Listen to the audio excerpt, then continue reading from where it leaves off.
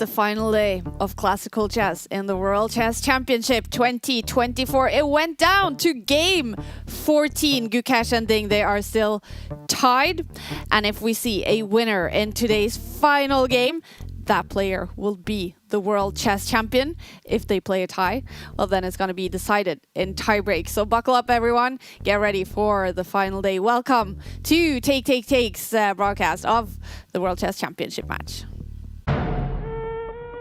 Oh, and he does. He does move the knight back, and Gukesh sacrifices the bishop. What? He does move the knight back, and Gukesh instantly moves the bishop to a square Ding thought was protected. Much better now for Much Gukesh. better once we figure out. But he didn't find that one move.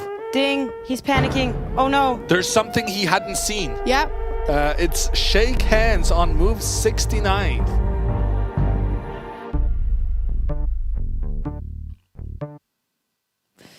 Something in the air today, everyone. Final day, game 14 in the World Chess Championship match. And here to guide you through every single move are two experts in the studio, Grandmaster Jon Ludvig Hammer. And what do you think today, Jon Ludvig? Well, I mean, there's the sensible thing to do, and then there's the Ding thing to do. I like it.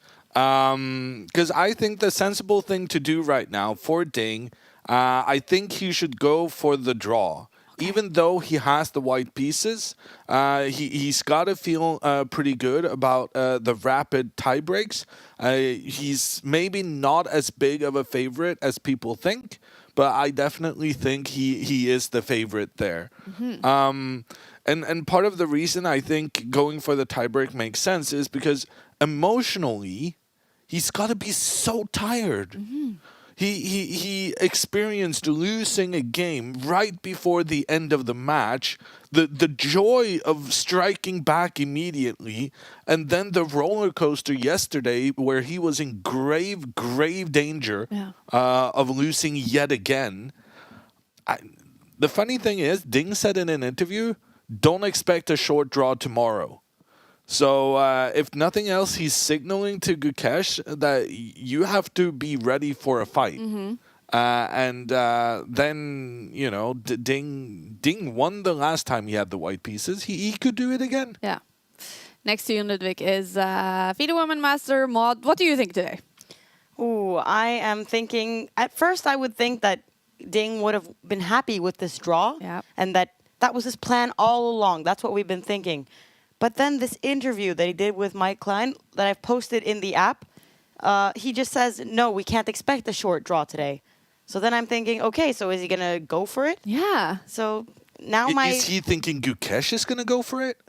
Yeah, now I'm confused. Yeah. I thought it would just be a draw. Like, that was Ding's strategy. The sensible thing to do. To go to the tie breaks. Yep. That's what he's been indicating in all the other games where he could tie the match. Yep. But no, now I think someone might go for something today. Okay, Ding Liren has the white pieces. I guess this is very important today. Ding has the white pieces. Gukesh had the white pieces yesterday. He really tried to win that game. He had massive chances at some point. It ended with a draw. Gukesh today, what do you expect from him? It really depends on what Ding is doing. I think if Ding plays one of the two kind of normal moves, the king pawn or the queen pawn forward in the middle, then I think Gukesh is going to adopt a very solid strategy, similar to what he has done previously in the match. However, if Ding goes for the English opening, which is what he has been using for his last two games, then there was this game where it ended in a draw, but Gukesh got good winning chances by bringing his bishop out early and creating an imbalance, trading this bishop for the knight early on. So if Ding goes for the English opening, which is this one, then I think we're gonna have a big fight, and I think Gukesh wouldn't necessarily mind that because he has already shown to have pretty good preparation there. Now, we were talking about it just before the show started that, man, we're getting tired now. It's been a long match. It's many hours commentating. But the players, they're actually playing this. I mean, How much of a factor is fatigue right now?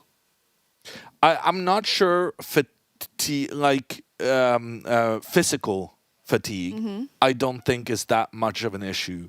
But for me, it's about the emotions that you've had Exactly. during the match and the ups and downs. Gukesh losing that first game. Yeah. What a disappointment that must have been for him. And then getting the lead with 3 games remaining. Yeah. He probably thought, I'm so close right now, only to get struck down in the very next game. Yeah. So it's been a bumpy road, up and downs. Both players have had the lead in the match. It's just that's gonna take its toll on the players. But these guys, they're not showing a lot of emotions. They're very calm and collected. In general. Yeah. We now see in Singapore, Gukesh has arrived. Dingley Ran comes to the board. They shake hands and get ready for the final classical game in Singapore. They know very well what's at stake. A winner today means that player is the world champion. Either Dingley Ran defends his title or Gukesh becomes the youngest world champion in history. I'm so curious right now. What's going through their heads? What is the plan they have cooked up for this game? I've asked our users of the app what they think Ding should do today. Oh, that's interesting. What should he do? What should Ding do? Should he go for the draw and tie breaks, or should he try to win the match today? And 68% of our users on the app said that he should go for the win. Wow. Wow. But that's maybe colored by the fact that our users of the app, like, they like exciting chess. They would rather see like a fighting game than a quick draw. On the other hand, if it does go to tie breaks, you get 4 extra games. Yeah, true. Yeah. So that's more excitement. That is more excitement. Who knows? We will know by the end of today if we have a world champion or if we have tie breaks. Players are ready by the board and get ready for game 14.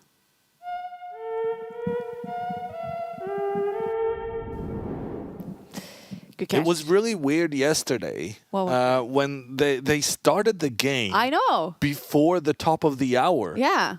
So we had to get ready just in case today, but it seems like Maurice Ashley, who is the master of ceremony in Singapore. Grandmaster Maurice Ashley. I wonder who's going to be doing the honorary first moves today. That's, for the final classical game. That's a huge honor. Who do you think? Well, is anybody? Maurice has been talking for a while now. I'm wondering if there is anyone. Oh, maybe because it's the final game. Maybe. And also because in advance, you couldn't know if this game was going to happen. I mean, a lot of people predicted. Oh, that's true. That so Ding it's hard would be to plan for. blown out of the water, like he would. Oh, we have someone coming in. There is somebody. Who is this person? Who is this person? We do not know who this person is.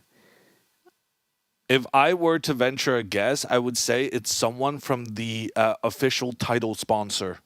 Yeah. Google. Google. Oh, that's a good guess. And we have a handshake. Gukesh clicks, hits the clock. And Ding is looking up in the air. He is breathing out. And then he makes his first move. It's a knight move. A different move to the one he played in the previous game with the white pieces, a game which he won. But that game did transpose into the Reti opening. Pawn 2 steps forward in the middle of the board. Ding goes for the early fianchetto. So where Gukesh has played this himself as white, he wanted to challenge in towards the middle with his pawn. Ding is happy to just get his bishop into the game using the fianchetto position from the side of the board, pointing through the middle. This has happened one time earlier in this championship. At that point, pawn to the counter fianchetto was played, although I believe Ding had the black pieces in that game. So now Gukesh has to decide, does he want to play the same way that Ding did when faced with this opening. Huh. And it's interesting that they're like thinking already on move 1, on move 2. There's so much tension and there's so much. They're making really big decisions for how the game is going to continue, just based on these first moves. So even though they know what they could play, they have to be considering like, should I go for this? Should I go for this? But that's a bit more drawish than this version. What should I do? The moves right now are just crucial, critical for the World Championship title. I feel like Gukesh has had some success trying to use pawns in the middle when Ding just gets his pieces out slowly. So I'm wondering if his team did any work on, for instance, this pawn move, 2 steps forward. This would be a very, very aggressive way of playing, but it depends then on whether this is something Team Gukesh looked at. He does do that. Oh, wow. Okay. So I think with this move, I would say there are some indications that Gukesh is going for the win. At least he's opening up the possibility of just taking control with his pawns in the center of the board.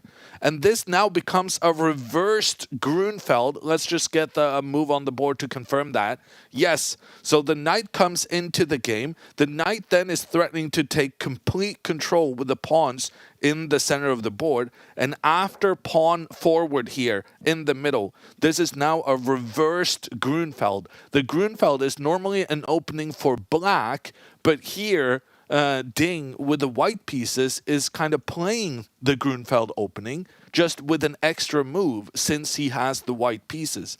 And the Grunfeld is pretty intimidating on its own accord. So having an extra move there is a potential advantage. And now after pawn steps, 1 move forward in the middle, there's a real possibility that we could get a new opening again. So we started with the Reti opening, which was because of Ding's knight moving out. It became a reversed Grunfeld. But now, if Ding plays his second pawn 2 steps forward here and really challenges this whole pawn dynamic in the middle, then it would become a Catalan. So chess openings are funny things. They can move around quite a bit. Castling from Ding, sensible move. And instead of moving the knight into the game, Gukesh is going for a trade in the middle. So that takes out the possibility of the Catalan opening. After the trade in the middle, Ding does take back that with his knight. Ding is happy to open up for his bishop on this diagonal.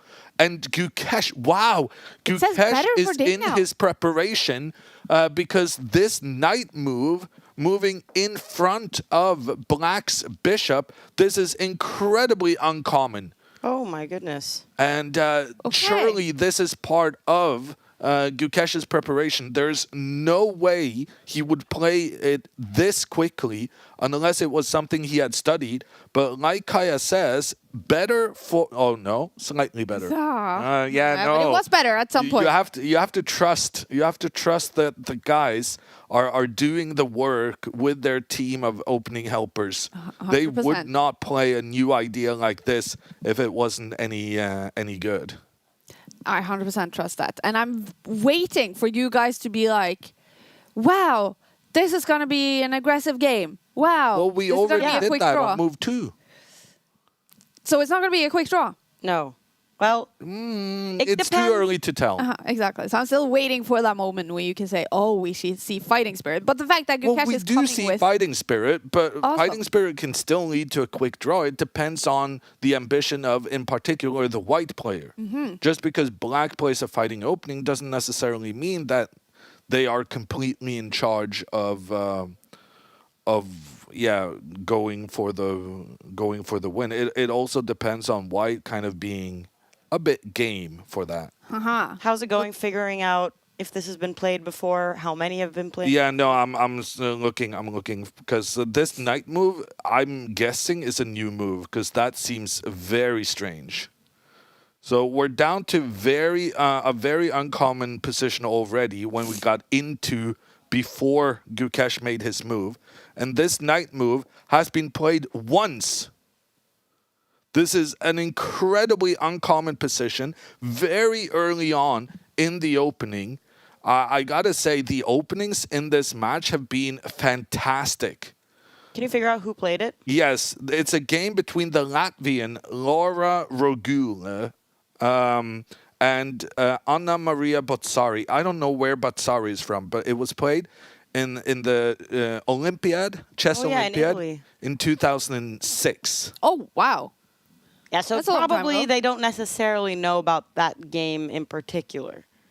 So Are we already hitting novelty or? No. I mean, as long as it's been played at a top level that it is, we're not going to call it a novelty. But what was played in that game, Jon-Ludvig? And And what how was did the it go? result? In that game, White played pawn forward to challenge Black's pawn in the center of the board, which is a very, very logical move. And the result was a win for the Black pieces. And I feel kind of bad not knowing where Botsari is from. She I can Google that. What was the name? Botsari. Botsari. Greek. yeah. She's a Yep, Greek Greek. player. Okay, so this was a match between Latvia and Greece in the Turin Chess Olympiad 2006. And the Greek girl beat the Latvian on this. Did you play in that Olympiad, or what was the first Olympiad you played in? The first chess Olympiad I played was 2 years after that. Oh. In Dresden. But so you said Anna Maria Botsari won that game Yeah. with the white or black pieces? With the Black pieces. Okay. Wow. Okay, very interesting stuff. Ding is now thinking for 4 minutes. Yeah, a very unexpected move, which explains Ding's thinking. And also, like we saw the initial reaction by the chess engine, it was not something they appreciated at first. But after thinking a bit more Yeah. about it, they were like, ooh, this Gukesh guy, he might be onto something. What's the point of that move? The point is Good question. that if there's a trade between the knights, which is very likely to happen, seeing as how the knights are looking at one another, but if a trade between the knights happen on the next move, White gets a really powerful queen in the center of the board. And the point is that this knight is headed to replace the other knight to attack the queen and push the queen out of position. Okay. And now Ding has two interesting ways of attacking in towards the black center of the board. Because you can play, like Laura did, pawn to c4, pressuring into the middle, trying to remove this black pawn because this black pawn is restricting the influence of the bishop. But you can also use the pawn in the middle 2 steps forward, and this would be a different way of challenging the pawn in the center.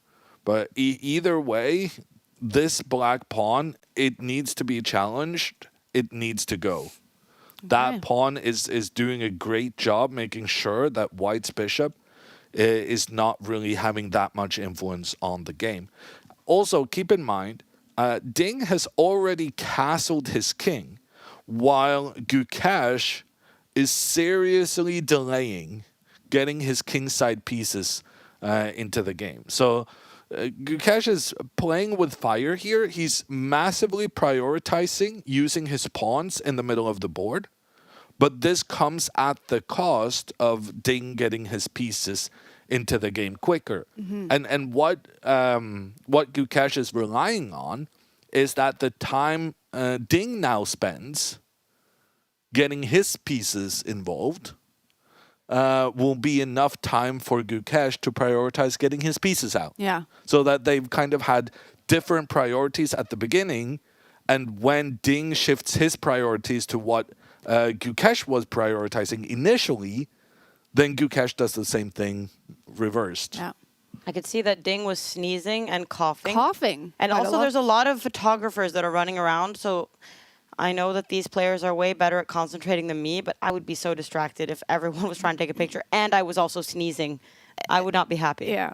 They usually have, and I know this from having covered many tournaments as a reporter, they do often have 10 minutes. And there we see the arbiter sort of guiding the photographers out. They've had their 10 minutes to take pictures of the players and they now have to leave. So now there will be silence in the venue. And it's been interesting to watch them. Now Gukesh has been leaning back. He's been closing his eyes, meditating like he usually does. Ding has been coughing. Yeah. Ding is fiddling. He looks, I would say, he looks a little nervous. And what is it like for him to sit there now? He knows what's at stake. His crown is at stake. He could lose his crown today on Ludvig. And then being surprised at the opening, thinking now for 8 minutes in move 7. How uncomfortable do you think he is? I don't think he's uncomfortable at all, actually. Because I do think even though this is a very fresh idea from Gukesh, the position is one where Ding can take very, very minimal risk if that's what he's in the mood for. The opening Gukesh has played is not one that challenges Ding immediately. It's an interesting idea, a new scheme of developing your pieces, but Ding can easily make some trades if that's what he's looking for. Yeah. Drinking some water now. Ding Liren, we are waiting for his move number 7 in the 14th game in the World Chess Championship match. Players, as always, have 2 hours on the clock to reach move 41.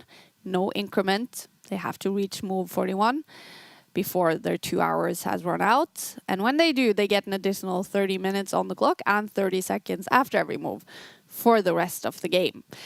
This is game 14, the final classical game in the match. They are tied with 6.5 points each. A draw today means we will have tie breaks tomorrow with faster time controls. If a player wins today, that player will be the world chess champion. And we are so thrilled to be watching history unfold in Singapore here in our studio today with our physical chessboard, with the Jon Ludvig analyzing, with Maud updating everyone in the Take app with text commentary, with emojis. And we're so excited that you guys are hanging out with us to watch what happens in Singapore today. If you do enjoy hanging out with us on YouTube, please give us a thumbs up and subscribe to our channel on YouTube and on Twitch. And of course, we have a new little competition for you guys today. Yesterday, we gave out a bunch of stickers to someone who was able to spot the elf on the shelf in the studio. And he's hiding again today, somewhere. The elf is hiding.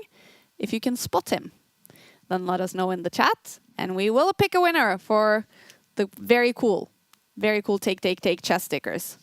I really like this one, for example. Stunned. A stunned queen. So, let us know if you found him, the elf. I may have stolen the Magnus one for my Oh, phone. let's see. I don't know, where should I hold it? I was going to kind of block the other stickers I have, but here is Magnus. Wait, I have a close-up of you, Maud. Let's go to that one. I thought it looked pretty cool. So you're walking around with Magnus Carlsen on your phone. Yes. I thought it was fun. It Fangirl. looked like a little bit like a, not like a passport photo. It was just Yeah. a bit strange, but I appreciate having Magnus there. Yeah, And it's a funny expression he's making. it is. It is. So we have a Magnus sticker and a bunch of other stickers. So let us know if you can spot the elf hiding somewhere. No hints. Gukesh is now, again, closing his eyes. And Ding is staring down at the white pieces, wondering about his move number 7. Been thinking for 12 minutes now already. Intense stuff happening in Singapore. And we've seen this before, and I've been saying that Ding and Gukesh, because you pointed out yesterday, Kaja, that you felt like Ding was always spending a lot of time in the opening. And I said, well, I feel like it's more being the black player who spends a lot of time in the opening. And I still think that was true for the first half of the match. But in the second half, this is the second occasion where Ding, with the white pieces, starts thinking a lot very early on. So there have been some discussions online. I saw a clip from Fabiano Caruana. Oh, yeah. That was harsh. Yeah, he was very harsh. Caruana said, I don't know what Team Ding has been doing. Where is all this time they spent preparing? And on Caruana's podcast, the C Squared, his co-host, Christian Chirilla, asks him, oh, do you believe this, that they only spent 3 months preparing for the games? And Caruana says, 3 months? I'm not even sure they did that much. What, based on the openings, do you really feel like there's 3 months worth of ideas? Very hard. So Ding's openings have been getting some criticism, but I think the openings have been really exciting. So if being unprepared leads to exciting openings, I'm all for it. We got what I would say is the very predictable outcome here. The pawn tried to challenge Black's pawn to open up for the bishop's diagonal. You're sacrificing this pawn, but you're saying that if this pawn is captured, I will manage to capture it back because it's now kind of lost in White's half. But that would also open up very powerfully for the bishop. So instead, Gukesh's plan was to trade between the knights in the center of the board and then move his knight forward. Now it says better for Ding, Jon Ludvig. It really does. Yeah. Slightly better now. Okay. But it had to think for a long time, the computer, before going back to slightly better. 0.4 is the number evaluation. And now the question is, where will Ding put his queen? And there's two things to consider. If you move the queen backwards diagonally, then that kind of entices Gukesh to push his pawn forward through the middle. In that case, Ding has succeeded in opening up a bit for his bishop, but on the other hand, he now has invading pawns on his half of the board, and Gukesh really just grabs this control of the center of the board. And the same is applicable if the queen goes back in the other direction. The pawn can still move forward and attack the queen. If the queen moves one step back, now pushing the pawn forward would not win some time attacking the queen. So that would be a favorable circumstance for Ding.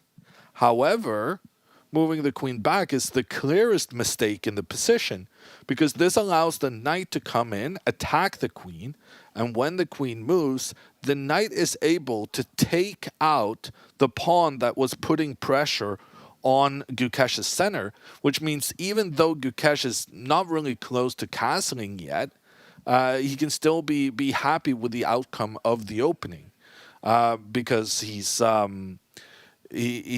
just happy to see the removal of the pawn pressuring towards the center. Mm-hmm. So what I'm thinking is the most likely now is actually for the queen to return all the way back into its starting position, because now if pawn takes pawn, the queen will then be able to seek the outskirts where it's both pointing towards the black king, but also immediately making sure that you can capture the black pawn that just captured one of white's.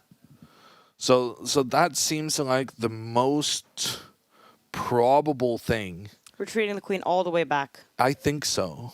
Then, Kaja, maybe you can show Jon Ludvig the best computer moves. I can. In the take. And he will be surprised. I think he will be. Moving the queen to the side. Queen one step back is on the list? Yeah, third best move. But that's losing a pawn instantly. Wow. So this would be a pawn sacrifice from Ding, where he says, you spend so much time trying to get one of my pawns that I'm going to be able to get some counterplay against the knight, for instance. And while the black king is not able to castle, maybe you try and blast open the center of the board. But this is a crazy way to play if you're thinking, I just want to draw. Or... Yeah, but maybe he's not thinking that. Oh, and the queen one step back, he made it to the second place. Yeah. But now the third choice disappeared. Where is the third choice? It disappeared. Does that mean there's only 2 moves? No, because you can go queen all the way back. That's fairly sensible. But queen to the side, I must say, I had not considered. So that's the top move. I'm removing them now in case we have a move. But I guess in many ways this makes sense because it prevents the pawn from pushing forward in the middle. Or it doesn't prevent it, but it makes sure that the queen is not attacked if that happens. So queen over here is kind of similar to queen all the way back, that you're just avoiding getting attacked by the pawn as it advances. The queen, though, being on this far out, this early in the game, it's going to be very prone to being attacked by Ding's pieces. So here the bishop would come out, attack the queen. I guess the queen would move to attack He moves all the way back. all the way back. Yeah, well, see? Listen to Hammer. Well, don't say see to us. We're just saying what the computer says. You can tell that to the Take app. If you have a problem with the best chess move in the... Oh, and Gukesh still pushes pawn forward. Okay. Whoa. Okay, so this is ambitious from Gukesh. He gets a pawn inside Ding's half of the board. He's doing this while he still has not gotten his pieces into the game. And now Ding immediately challenges the pawn that dares venture this far forward. And also, Ding now can be happy that the diagonal for his bishop has opened up. This feels like a pleasant position for Ding. Okay. Pleasant for white. I'm surprised this is kind of where Gukesh's team, where he wanted to go, because it does feel like, to me, that Ding gets a very risk-free position with some pressure using the bishop on the diagonal. Is there a potential queen trade incoming? Not that I can see. Okay. I'm very surprised that Gukesh is thinking here. It's actually shocking that Gukesh is thinking here.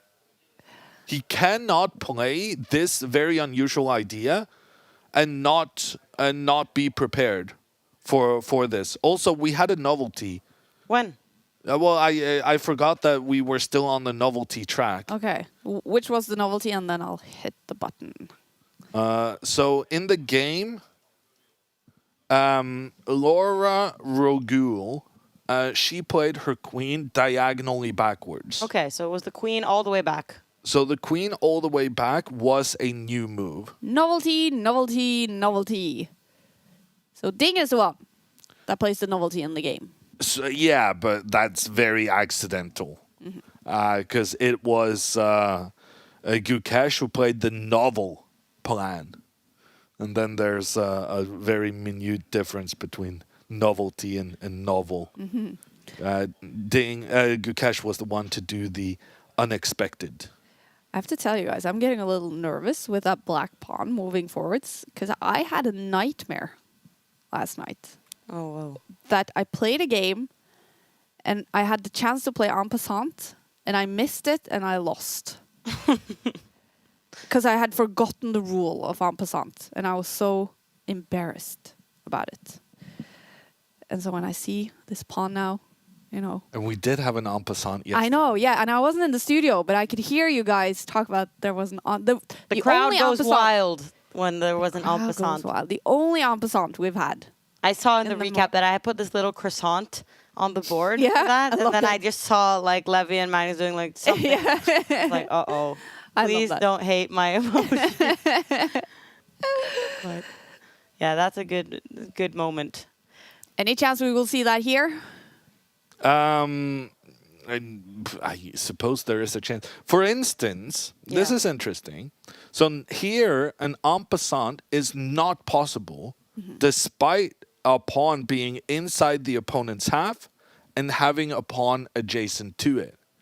If the previous move was that this pawn moved 2 steps forward, then the en passant would be legal. But because the pawn was here already, as the pawn moved forward, this doesn't apply. Because part of the point of the en passant rule is that a pawn advancing forward should always have the option of capturing the opponent so that the opponent doesn't sneak past you. Yeah. But you had the option of capturing. You chose to advance forward instead. And as such, the en passant is not possible. But I would be very concerned now for Gukesh, because this is frankly terrible opening prep if they are not ready for a natural move that Ding has just played, putting pressure in towards the center of the board, having this open diagonal.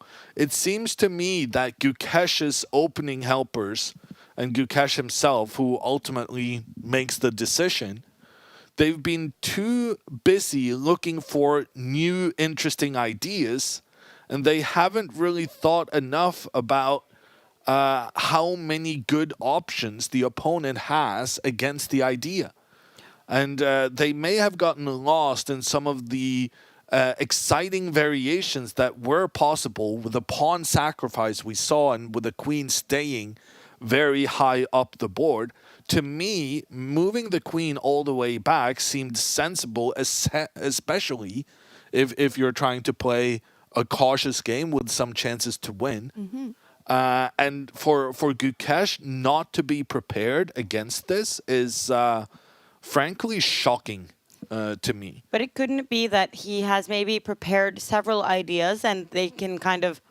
One idea is if you want to try to win the game. One idea is if you want to go for something more solid that you're happy with the draw. At this point, Could that be? I and don't then he's think sitting so. there and like trying to No, understand. because I think any chance of winning here is just if Ding wants a draw from this position, he can get it. Okay. Because his bishop is so powerful on the diagonal. So there are certain things that can pull a game towards a draw or like a win for one of the players.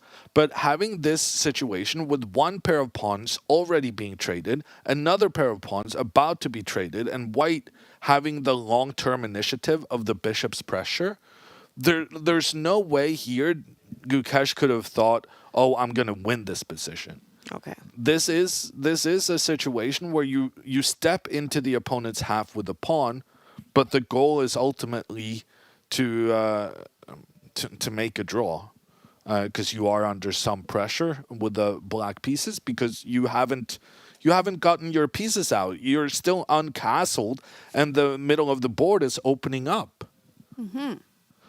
So it's very if Gukesh played this instantly, then I would forgive him that the chess engines are saying, it's slightly better for Ding, but Gukesh knows what he's doing.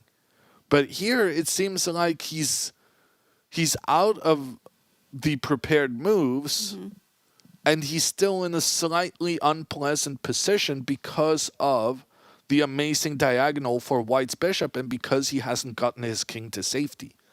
So I would say the opening has been a big success for Ding so far, based on Gukesh taking this moment to think. Okay, he develops his comes the bishop. move. Yeah, no, and moving the bishop out was the completely obvious move. So I'm not even sure he had any sort of alternatives there, which is part of why I'm so surprised he started thinking. The bishop moving out gives extra protection to the pawn in the middle. In fact, Gukesh may now capture white's pawn if the opportunity presents itself. Gukesh didn't want to capture the white pawn here because then the white bishop could just take back. But now that Gukesh has come forward with his bishop to add additional pressure in this direction, now Ding will have to deal with pawn captures pawn. And in order to deal with this, I'm pretty sure that Ding will capture Gukesh's pawn. And then the big question is, how do you take back? And frankly, I'm not sure. I have no idea.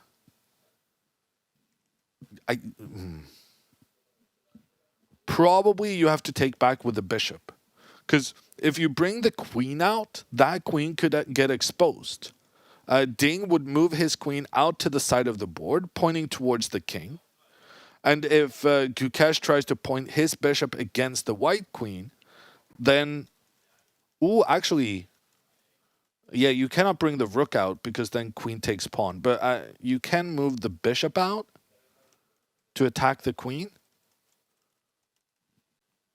Sorry, I'm not really participating. Yeah, no, I'm kind of trying to work through this myself. Actually, I'm taking queen back on the table. There could be a queen trade. Maybe. I don't think there's going to be a queen trade, but there could be an offer of a queen trade. Because if the queens are traded in Gukesh's kind of on Gukesh's terms, then I do think it's going to be completely fine for him.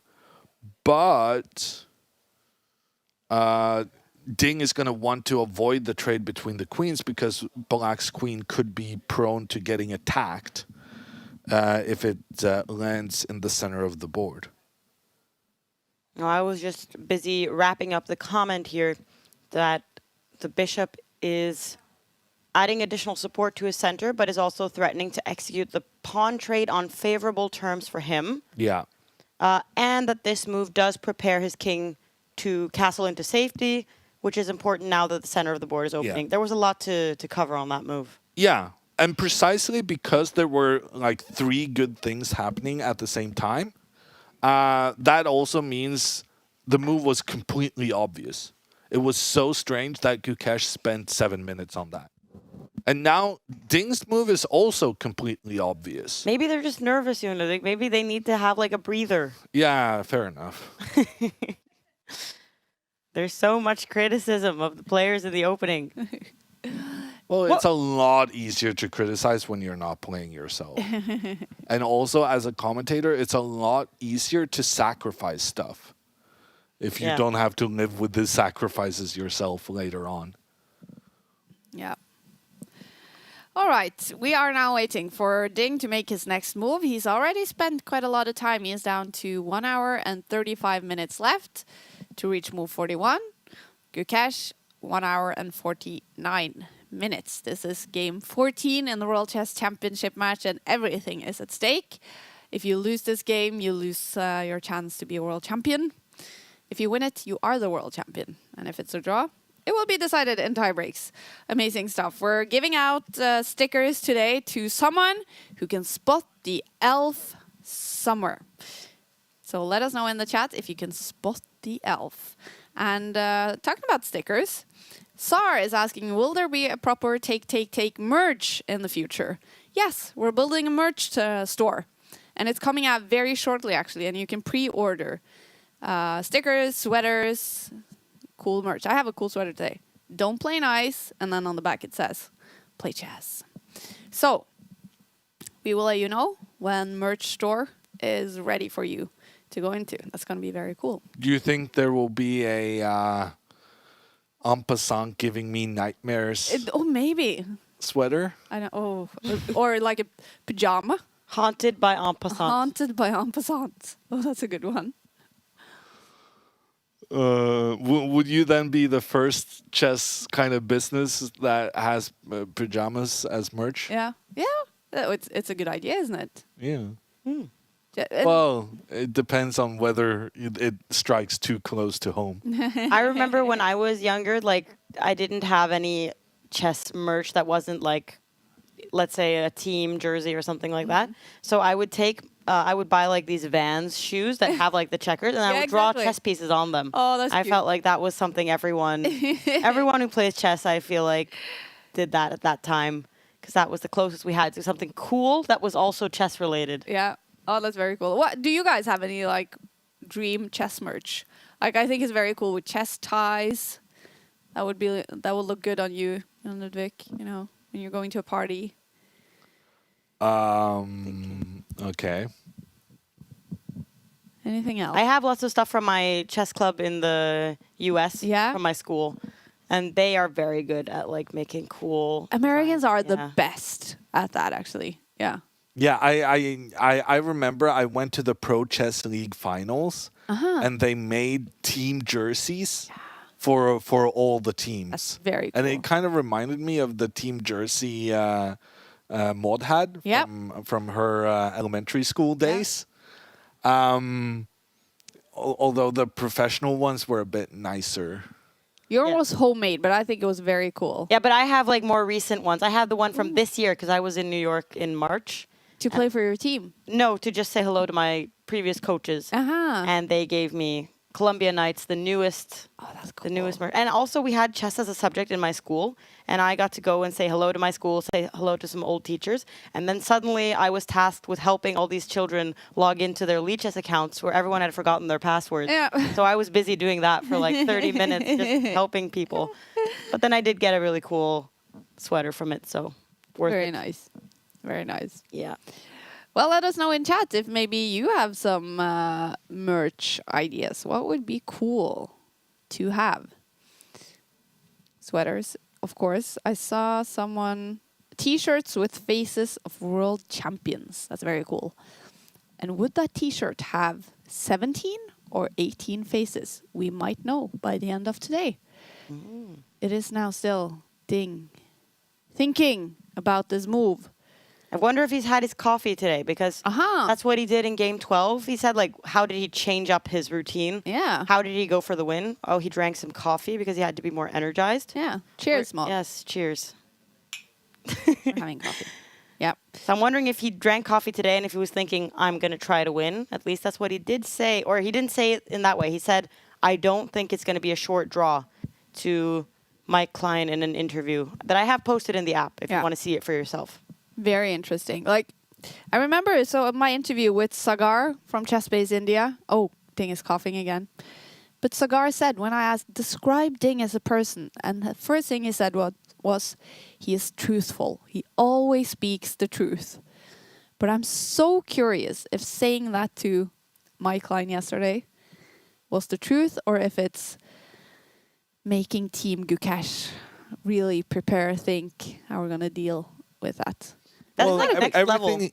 Oh, sorry. Oh, no, it's like next level if you're like thinking, I should say this to this person so that they'll tweet that, so that someone on Gukesh's team will read it, and then they'll Exactly. redo their The entire mind games, right? Yeah. Well, I do think Ding's truthful reputation will hold because we have gotten a very unorthodox position, but it's been.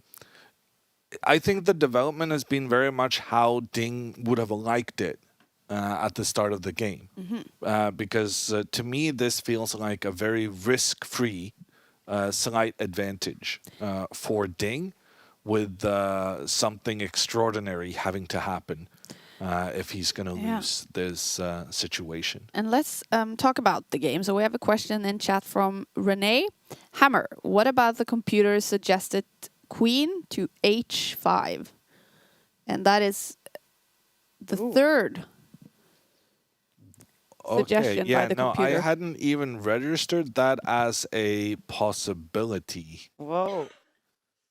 Okay, so the queen can move out, and that would attack the bishop. I suppose the bishop would need to be defended, so I guess queen out defends the bishop. And now you're still threatening to capture this pawn. I think I'm not too fond of this queen move, just because I think he also here you're going to have to make the trade between the pawns and the center of the board. And then if you're going to have to make this trade sooner or later, maybe it's better to do it sooner, because I can't really tell who it favors that the queens have moved one step forward. Or that the black queen has moved forward and the white queen has gone all the way. But it's definitely a very unorthodox, unexpected move. That would explain why Ding is spending some time thinking if he's considering something crazy like that. Yeah. Or is it not in Ding's nature? Well, I think Ding is definitely a bit of a more crazy player than he has shown in this match so far. I've seen him play so many complicated Italian openings that are super unbalanced. So in many ways, I feel like he's played calmer than what I'm used to seeing from him in this match. But to me, it's just like trading the pawns in the center, because then you get so much information about what Gukesh's intentions are. Because frankly, after pawn takes pawn in the middle of the board, it's not clear what piece is taking back. I know they're not taking back with the knight. And here we see one of the benefits of keeping the queen where it is. Because taking with the knight in the middle would be a mistake on account of a pawn rushing forward to attack the bishop. And if this bishop tries accepting the pawn as a gift, that would be a blunder, as the queen moves out, attacking the bishop, but also attacking the black king. So the knight is not taking back, but then I suppose Ding could be thinking, what happens in this situation after the white pawn has captured blacks? What happens if queen takes? And then if Ding feels like this queen takes pawn move is a good one, then he might consider moving his queen out first, because then he would distract the black queen from being able to take back in the middle. On the other hand, if white commits their queen to this right side of the board, then you're not preventing the knight from taking back in the middle, because now you don't have that trick on the complete opposite side. Liao Chu says, congratulations, Ding. I think that's too early to call. But maybe you're just cheering for Ding Liren, which is cool. And let us know who you're cheering for. Are you a Ding fan or are you a Gukesh fan? Or would you just like to see some cool fighting chess today? And 15 minutes soon from Ding Yeah. on this move. Yeah, this is... I do feel like there's one move that's very obvious. And then considering he's thinking for so long, maybe he's exploring the not so obvious. But I would say pawn takes pawn is definitely the number one thing to check out. And then whether...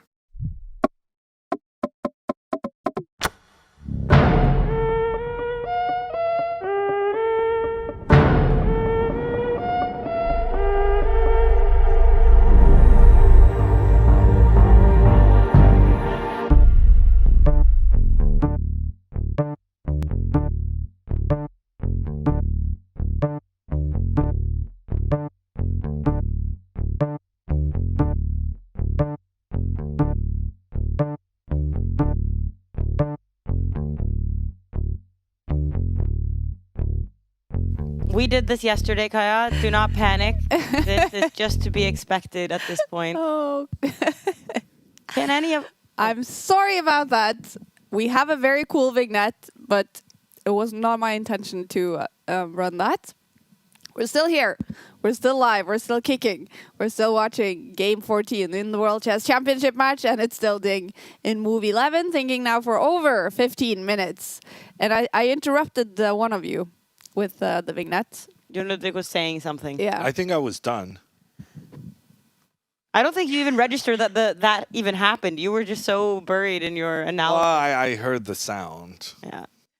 No, we did this yesterday, Kaja, so... Oh, phew. We didn't do exactly that. No. That was worse than what we did. Yeah, there was. Jon Ludvig was like, press the button. He dared me to do it, and I did. And then we lost the entire analysis board Oh, for no. quite a while. So, but that was Jon Ludvig's fault. There's something about buttons, you know, they're so tempting to push. So, all right, we are back. And we are waiting for Ding. It's interesting to watch Ding right now. He's like looking down at the board, up at Gukesh. Down at the board, up at Gukesh. When you're a chess player, you shouldn't be scared of eye contact, right? Like you're so close to I never another look in- person. Yeah, I don't look into Let's just say I think there are more introverts than extroverts in chess. Yeah. How do you deal with eye contact at the board? I don't. You don't deal with Well, it? I deal with it better at the board than in human interaction. Yeah. Don't look at me. No, but because eye contact can be a unpleasant thing, right? Yeah. I feel like especially when you're playing a game like this against each other, then I would never look at my opponent's face really that much. Mm-hmm. I would just be looking at the board and hoping they're looking somewhere else. The few times I do look up. Oh, during a chess game is the only time I kind of seek out eye contact. Really? Yeah. And do you no, do it to people out? are you should look people in the eye, Yeah. dude. In kind of interpersonal relationships. But if they want me to look into their eyes, they got to make a blunder on the chessboard. I will investigate you top to bottom. Really? Wait. And try to get any sign. Do you understand what you just did, or are you trying to trap me? I want to hear more about this. So, how do you actively use eye contact?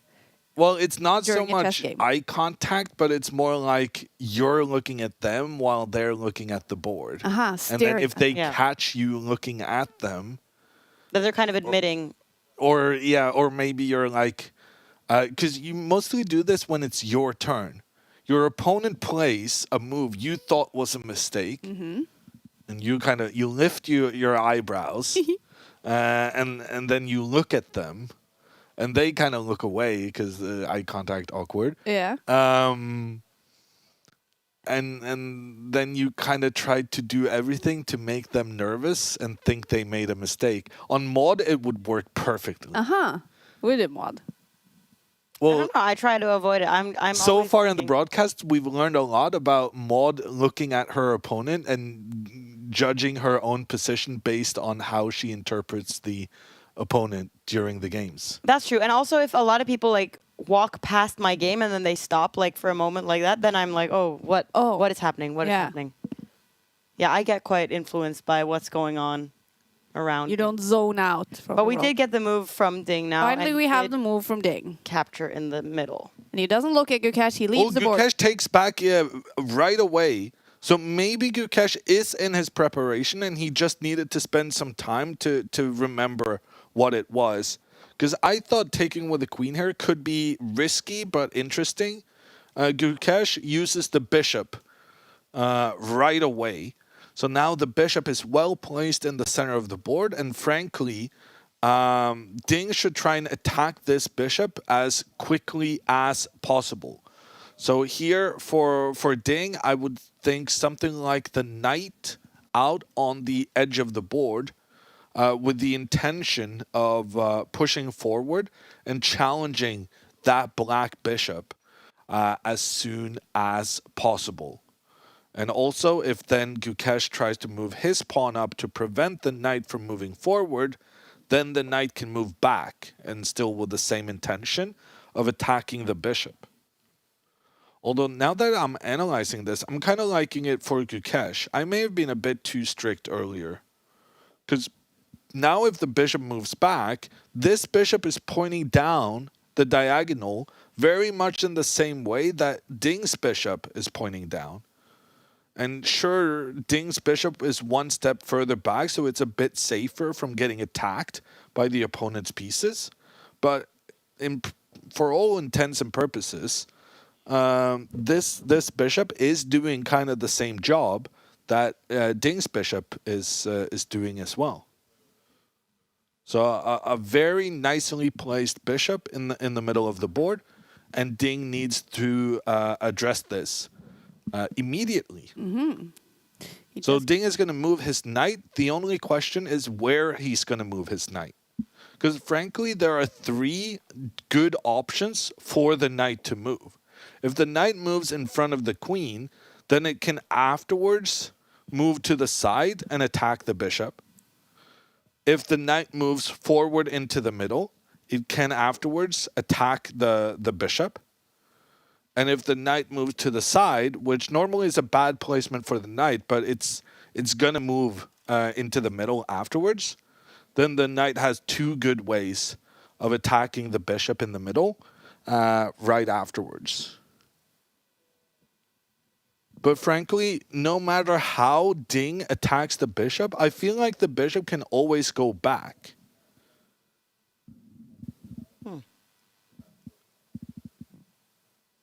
So, yeah, I guess maybe knight in front of the queen. And then after castles, move the knight out to the edge of the board. Again, normally not a great placement for this piece. But the idea could be that you kind of try, as you chase the bishop back, the knight can move into enemy territory and kind of work together with the bishop pointing down. Okay, that looks nice. Yeah, it looks nice, but probably it's just very easy to kick it back. Would it then surprise you, Jon Ludvig, that there is one knight move that the engine suggests? And he plays. And he his does knight. play that knight move. Yeah. Okay, so the knight into the middle of the board. I guess that makes sense, but all the knight moves seemed pretty... So he's still going to attack the bishop. They seemed pretty similar. I'm not sure there were massive differences between them. I can tell you that the top computer move, according to the app, was still moving the queen to h5. That's very strange. The computer still really wants to get that queen, the white queen, to the edge of the board. Yeah, that's very, very strange. I don't even see why the queen would be that good over here. Okay, but the knight getting involved is reasonable. And now Gukesh will castle his king. Get that king to safety. And if Ding uses his knight to attack the black bishop in the middle, this bishop will move back and preserve its influence. Actually, maybe not even all the way back. Can we put it in the middle? It's a bit riskier putting it in the middle here because then it's very dependent on the knight giving it protection. But on the other hand, then you're controlling some important squares, making sure that the white knight cannot jump forward. And you can try and kick out the knight afterwards. Oh, and Ding has already played that knight there to... Wow. Oh, and castles happened, Yeah. which happened before that again. So now I guess the interesting thing is seeing where Gukesh will put his bishop. Moving the bishop one step back keeps the tension pointing towards the white king. That seems reasonable. Moving the bishop back preserves this diagonal pressure, which also seems fine. Ooh. Maybe my favorite, though, at the moment is bishop into the middle. Because that keeps the diagonal pressure, but also prevents the white knight from sometimes pushing forward. There's a kind of interesting favorite of the take apps engine, and that is to let that bishop be there, but advance the pawn. That would be an ambitious way of playing. Ambitious? You don't think so? I thought the plan might be to get that pawn into the middle. Ah. Yeah, no, I was just thinking giving away a bishop like this, how can you call that ambitious? But you're saying you want to have a pawn that can become a new queen. I don't know. I feel like that pawn has been a theme in so many games now. In game 11 and game 12, where we did have a winner, that advanced pawn was kind of part of it. Yeah, there was another game as well, I feel. Or maybe I'm just mixing all of them up. In general, I don't like this. I think this pawn is more likely to become a weakness than a strength. Okay. But maybe if he has prepared this, I don't think that's a very human solution to the situation. But maybe if this is still part of Gukesh's preparation, just that he had to recall it, dig deep within his memory to recall this thing, then maybe he could go for it. But just sitting at the board for a human, I don't know. I'm concerned that this pawn would become a weakness, and I feel like Ding's plan would be very easy. He would build pawns that defend each other. He would move the bishop to attack the pawn in the middle. He would move his queen up to block the pawn from progressing further on, and he would get his rook into the middle. And maybe if he could, try and get both his rooks working together in the middle. But this would make Ding's plan very, very straightforward. Maybe even push this pawn forward if given the option. And sometimes it's better just to avoid giving the opponent easy plans. And there's also the long term of a bishop on this board where there has been some pawn trades. The bishop is often favored, which means trading a knight for a bishop would be a good trade. What are the alternate bishop moves? Should I show them to you? Yes, please. Top computer move is not a bishop move. Okay, so if we're going to try and preserve our bishop, which I do think is the human instinct, the top choice for preserving bishop is one step back to keep the bishop pointing at the king. And then my preferred move, bishop one step back in the middle, is the third choice. So at least it made the podium. Good job.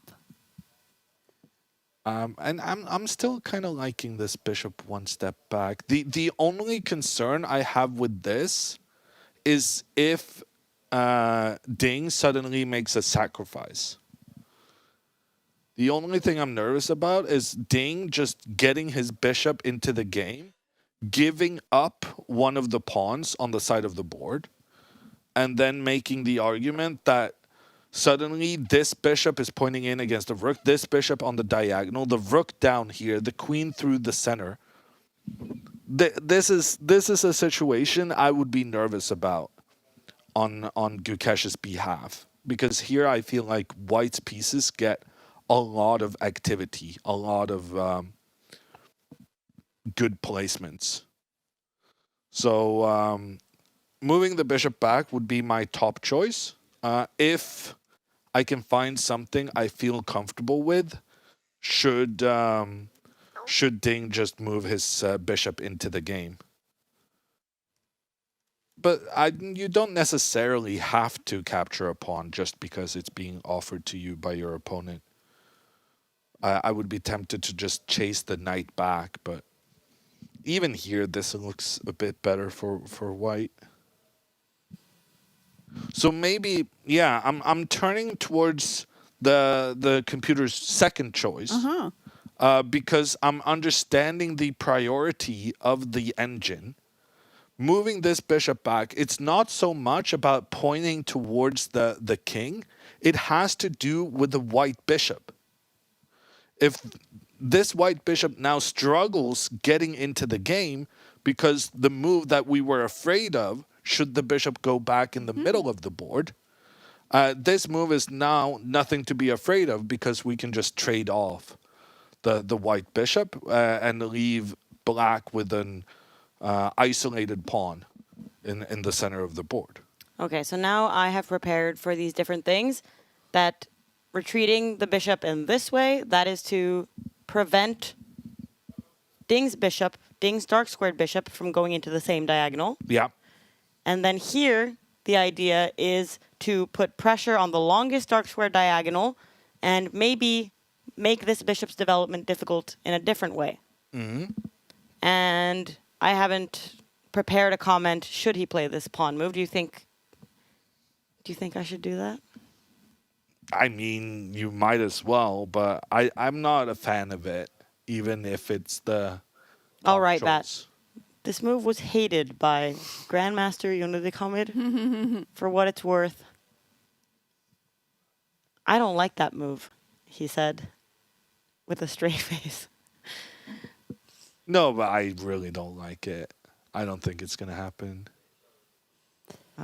All right. We've had a little bit of a competition today as well. Could you guys spot the elf somewhere? And I didn't say studio because the elf is not in the studio. Where is the elf? It's behind Jon Ludvig on that gray box holding a banana, I think. I can't even see I it. know, it's very difficult to see, but holding a banana and the orange thing, clementine thingy. And we can't even spot it, but you guys can certainly spot it. And the first one to spot it was Code Alpaca. So Code Alpaca, we're sending you, reach out to us, and we're sending you a really cool pack of some stickers. I really like this one as well, by the way. I only have a small selection here, but we have like a golden checkmate. Kind of cool. What do you think of the hashtag being the checkmate sign in chess? That is not something I have very harsh opinions about. I think it makes sense. You know what? What do you think, Jon Ludvig? I think it's a bit strange. Why? Yeah, I don't know. What do you think about a plus being the sign for check? That makes perfect sense. Because a little cross on the king's head. Yeah. Maybe it should be Is the that X why? instead. I don't know. That's how I remember it. Well, remember is a strong word, but I when I read the chess notation, I see the plus and I'm like, oh, look at the king. Okay. And- I think we're learning that your brain works in a very interesting way. I think that goes for both of you. Oh. You're the one who brings up this discussion. It was a hashtag for checkmate. It was I never already thought about it known that in way. my case. Well, we have, okay, so hashtag for, Now I know why. Now I have an explanation for the hashtag. okay. Because the It's a hashtag. plus? No, the hashtag symbolizes all the spaces of or the king could move, but it can't go anywhere. Oh, that's It has clever. the grid of 9 squares. Is that what your coach told you? No. This is just something I'm thinking about right now. Yeah, okay. That's brilliant. I know. Wow. That's why it's checkmate. So I solved that one for you, Jon. And I also like, so the exclamation points, that's for, if it's 1, it's good move. And if it's 2, it's brilliant. Yeah. But people But- don't usually notate. They're not sitting there at the World Championship right now, like notating their moves, and they're like, one exclamation mark, another. Uh-huh. That would be. That would be quite the kind of, double Yeah. exclam on your own move. Yeah. And then you're kind of Showing showing your it. opponent. There is this story in one of the old, there's a story about Bobby Fischer, I believe it was, playing against Michal Tal.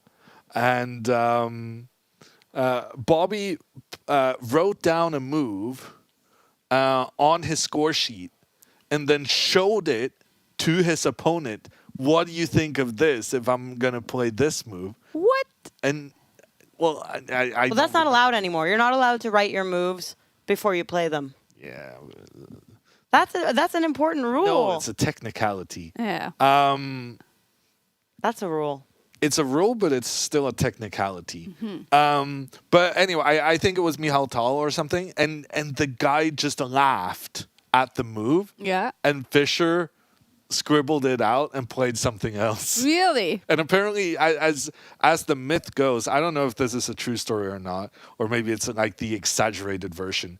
But as the story goes, Fischer's move was a great one, and then because he was met with laughter, he didn't dare play it. Sound like it I sound don't like know. Fischer would play it. And Yeah, thought I Fischer feel would play kind it. of strange talking about these stories because they're kind of famous stories, but I just always assume there's not that much truth in it. Really? It feels like stories that have been kind of told down a couple of generations, and it keeps getting exaggerated for everyone. Yeah. Well, Fischer's stories, there's a lot of them. And I mean, he would be someone to do some strange, cool stuff. More stickers, more marks. So, question marks. So, 1 question mark, bad move. 2 question marks, blunder. Yeah. That's how we're doing it in the app, at least. Yeah. Because when we do write like mistake and blunder and stuff, you get like the question marks and the exclamation marks. It's pretty cool. Yeah. But we did have some discussions before the World Championship started. What is a great move and what is a brilliant move? Yeah. Because chess kind of struggles with that. We struggle to define what good moves are because, especially now with the advent of chess engines, you're always expecting the best Exactly. move to yeah. happen. Yeah. So how do you differentiate between the best move when it was difficult and when it was not difficult? And then you have to make a human assessment. And Exactly. don't How always- difficult is it to find, right? Yeah. Because yesterday I was listening to a lot of the top grandmasters discuss this move that Ding had to find, which was the only move in the situation, moving his rook to f8. There was a moment in the game yesterday. And I thought that was like, wow. And I did call it a great move in the app because it was the only move that survived. So to me, I was like, that's so impressive to find that. 8 minutes left on the clock. Difficult match situation. But then the other top players, and even Magnus said, like, you have to find that move by process of elimination. How could you not find that move? Yeah, but that's the thing. Sometimes moves that are the only good move in the position, you're more expected to find than other moves simply because anything else you see, okay, I lose. Okay, I played this move. I don't see how I lose immediately. I may still lose, but it's not happening at once. Wow, that was not one of the top 3 choices. Ooh. And the bar jumps up for Ding Liren. But there's the same idea. Yeah, same idea. So the bishop comment is good. stays on the diagonal, pointing towards the white king, and you avoid now the white bishop getting into the game. So you can use basically the same comment I did. you had for the bishop moving 1 step back in that same direction. But why is this a worse move? Maybe I have a suggestion. Maybe now Ding can go for the double fianchetto. Ooh. He can create pawns protecting one another, but that's really not what this move is all about. Here, I'm trying to get my bishop pointing down towards the black rook. And so while the placement of this black bishop was trying to prevent the entry of whites, then moving it all the way back has allowed for another possibility where the bishop moves out to the edge of the board. But now that I'm saying it, I'm realizing what happens if just you attack the white knight. I saw someone write like a while back that they thought they were discussing what is the most pretentious move in chess. And somebody said the double fianchetto. I mean, that is pretentious. And I was like, I kind of agree.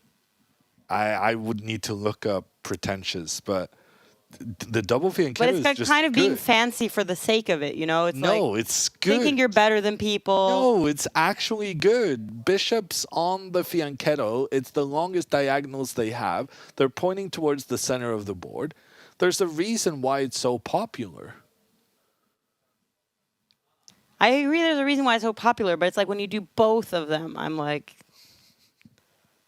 yeah, we get it. You know what a fianchetto is. Do you really need to do another one? You've already demonstrated it. I'm guessing Gukesh is just very much relying on using his pawn to kick out the white knight on the next move. And I've kind of changed my thinking a little bit. Now I'm wondering whether maybe this knight should prepare getting kicked immediately and move into the middle of the board. Because when the knight moves in, it's attacking the bishop. But on the other hand, this bishop hasn't even gotten into the game, so maybe capturing it is not really that great of an idea. What do you think about the emojis I added here that the queens are now facing each other? Is that relevant in any way?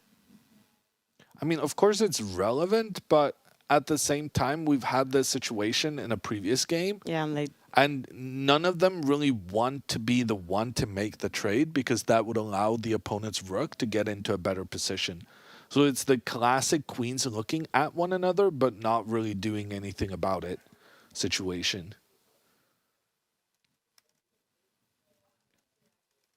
Now I'm wondering if we can go 2 steps forward with a pawn. Because if this pawn is captured, that lures a black's knight into a more exposed position. And maybe then you can move the bishop out and try and make some threats. The knight cannot move because there's a rook behind it that would be threatened. Could be something. I'm not liking this knight into the heart of black's position anymore, because even though I love the bishops, I'm not sure this black bishop is the one that you want to spend a lot of time capturing, because frankly black has a really good control on this square in the center of the board, and so yeah, you might lose a long-term advantage with the 2 bishops, but you do at the same time have the potential of getting your knight to an amazing placement in the middle of the board later on. funny comment from Stefan. He says that Hammer should not say, "I've changed my thinking." Instead, he should say, "I've enhanced my calculation depth." Will you be saying that going forward? No, because there's no calculation happening in my brain. I'm just seeing one move I like and then going with it most of the time. I think now is the moment to check out the chess engine. I'm pretty sure we're going to move this pawn, and we're going to go 1 step or 2 steps. Then I need to be moving away. Maybe 2 steps, but that's based on the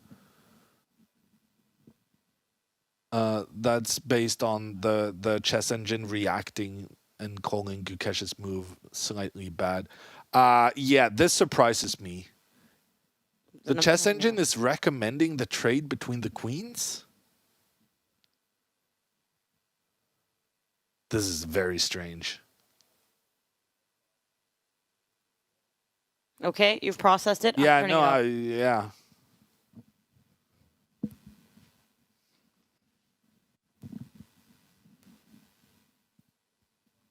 Yeah, I don't know.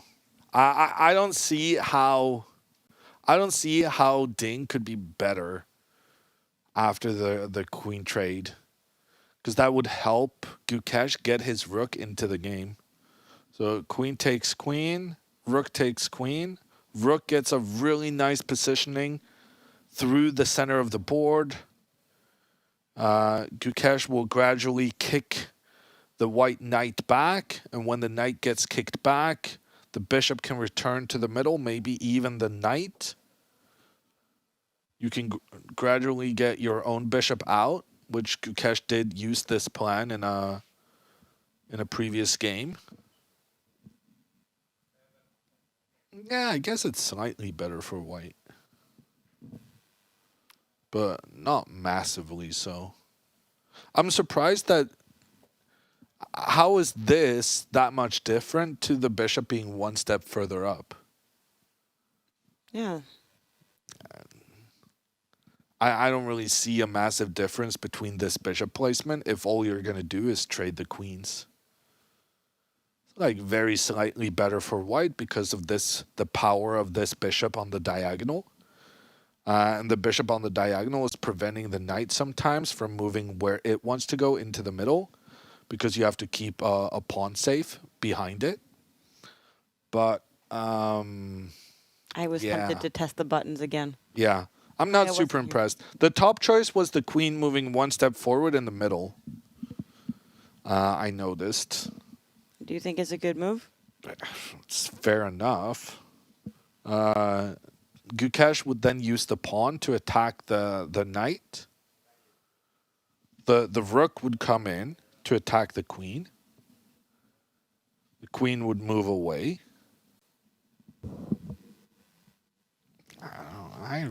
There's not much up here.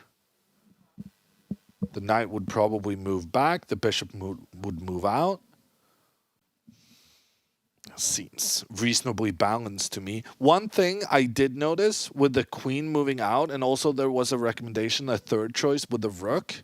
This would enable the bishop to get into the game.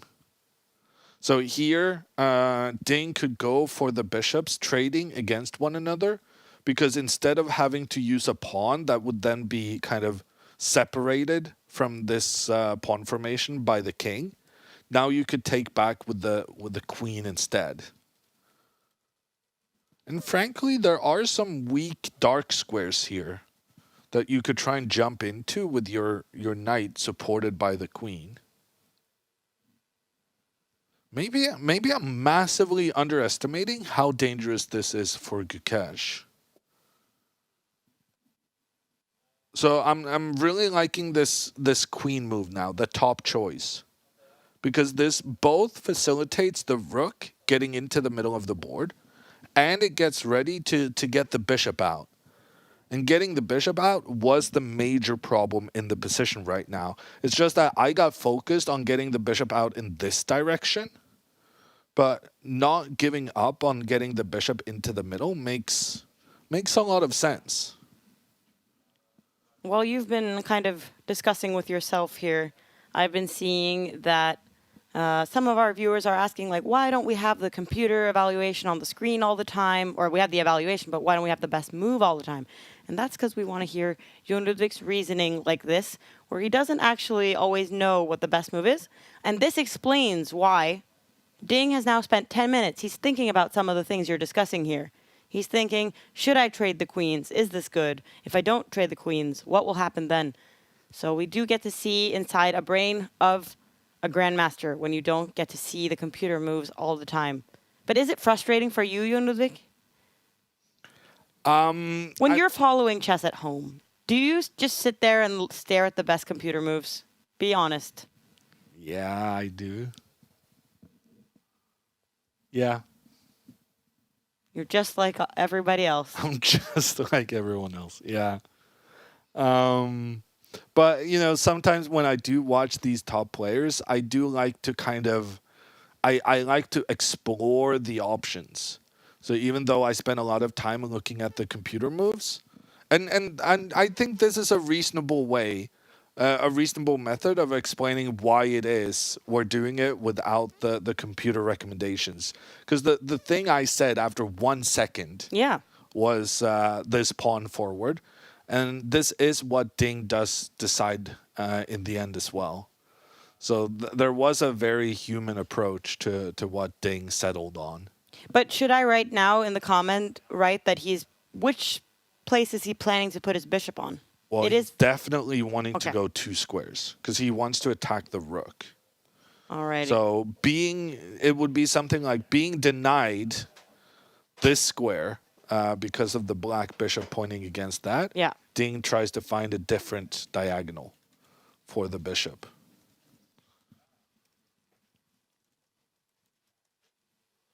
And now Gukesh kind of has to kick the knight out, I think. Oh yeah, we need to go back to the board. I'm sorry.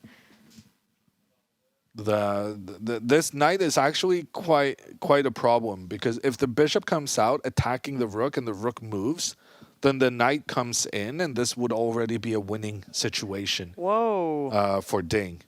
With the attack on the rook, and the rook would need to move into the diagonal of the bishop. Yikes. After which knight takes, bishop, rook takes, and then you lose the rook and trade for a bishop. So So Gukesh has to chase the knight away. I don't know if he has to, but it definitely seems like the most logical thing to do.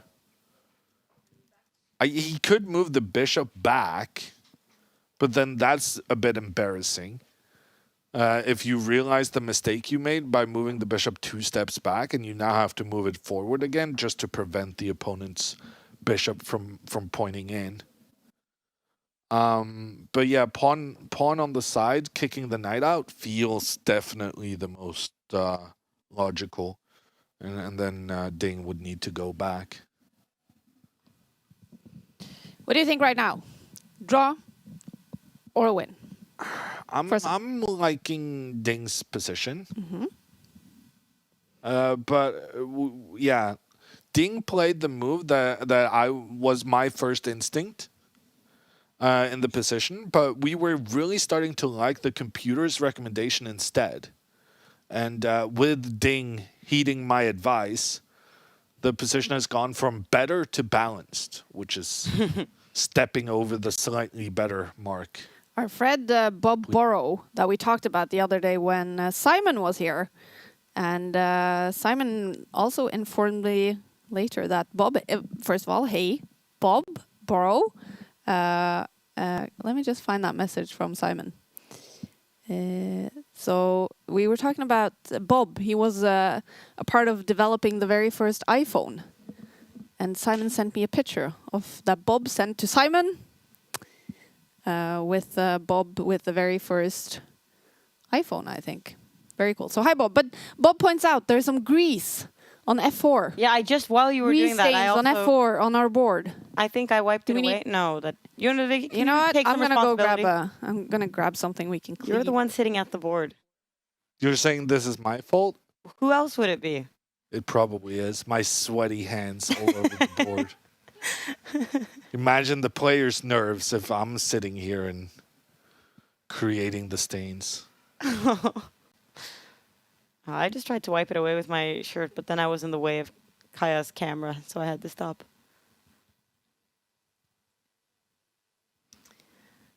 Okay. So I've prepared a comment for if he does chase the knight away, then he could go with the bishop back, as you said. Yeah. And I have a comment ready for that as well. Is there anything else to think about? Oh, here comes Kaja to save the day. What if this doesn't fix it? I think there's something here as well. The other day there was like a petition to here. clean the C4 square, and today I've seen people write clean every square. So it's... Should we just clean? Do we have time?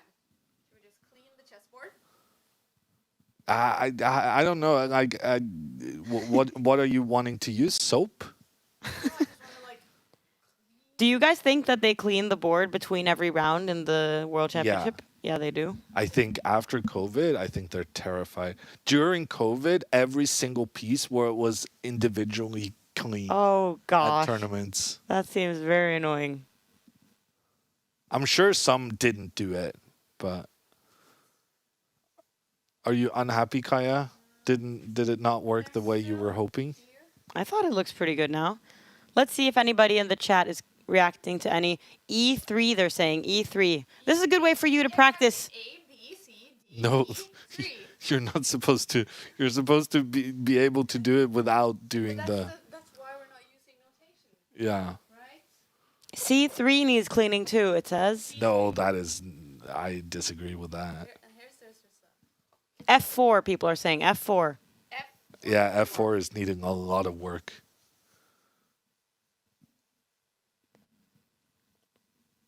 So now, Kaja, when you in the future are very good at saying like what square is which, you can say, how did I learn that? I was instructed by our chat to clean different squares. That is kind of fun. F6, people are saying. Really?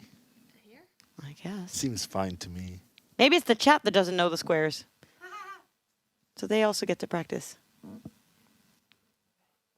I think part of what was happening was that we were seeing reflections from the massive studio lighting here. And now because Great. we're Now it trying looks to good. clean it with a wet cloth, it also means that the water is going to have reflection for a little bit. We have a clean board, but do we have a messy board in Singapore? I wouldn't say Clean so. fight so far today. But the classic problem, which has been a problem in many, many games, it's actually just a problem in chess in general, maybe. Gukesh is struggling to get his bishop on the light squares into the game. And that was Ding's problem yesterday. This bishop was suffering. And it was the problem in some of the previous games as well. So getting that bishop into the game is a priority for Gukesh. But it's not very easy to figure out how he's going to make it happen. One of the most obvious ideas for getting the bishop into play is pushing the pawn forward in the middle, which then opens up for the bishop to get involved afterwards. The problem is pushing this pawn forward exposes your square in the center of the board and allows white to start thinking about jumping there with a knight.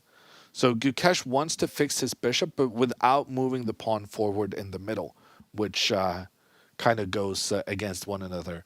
Are you kicking people, Maud? Yes.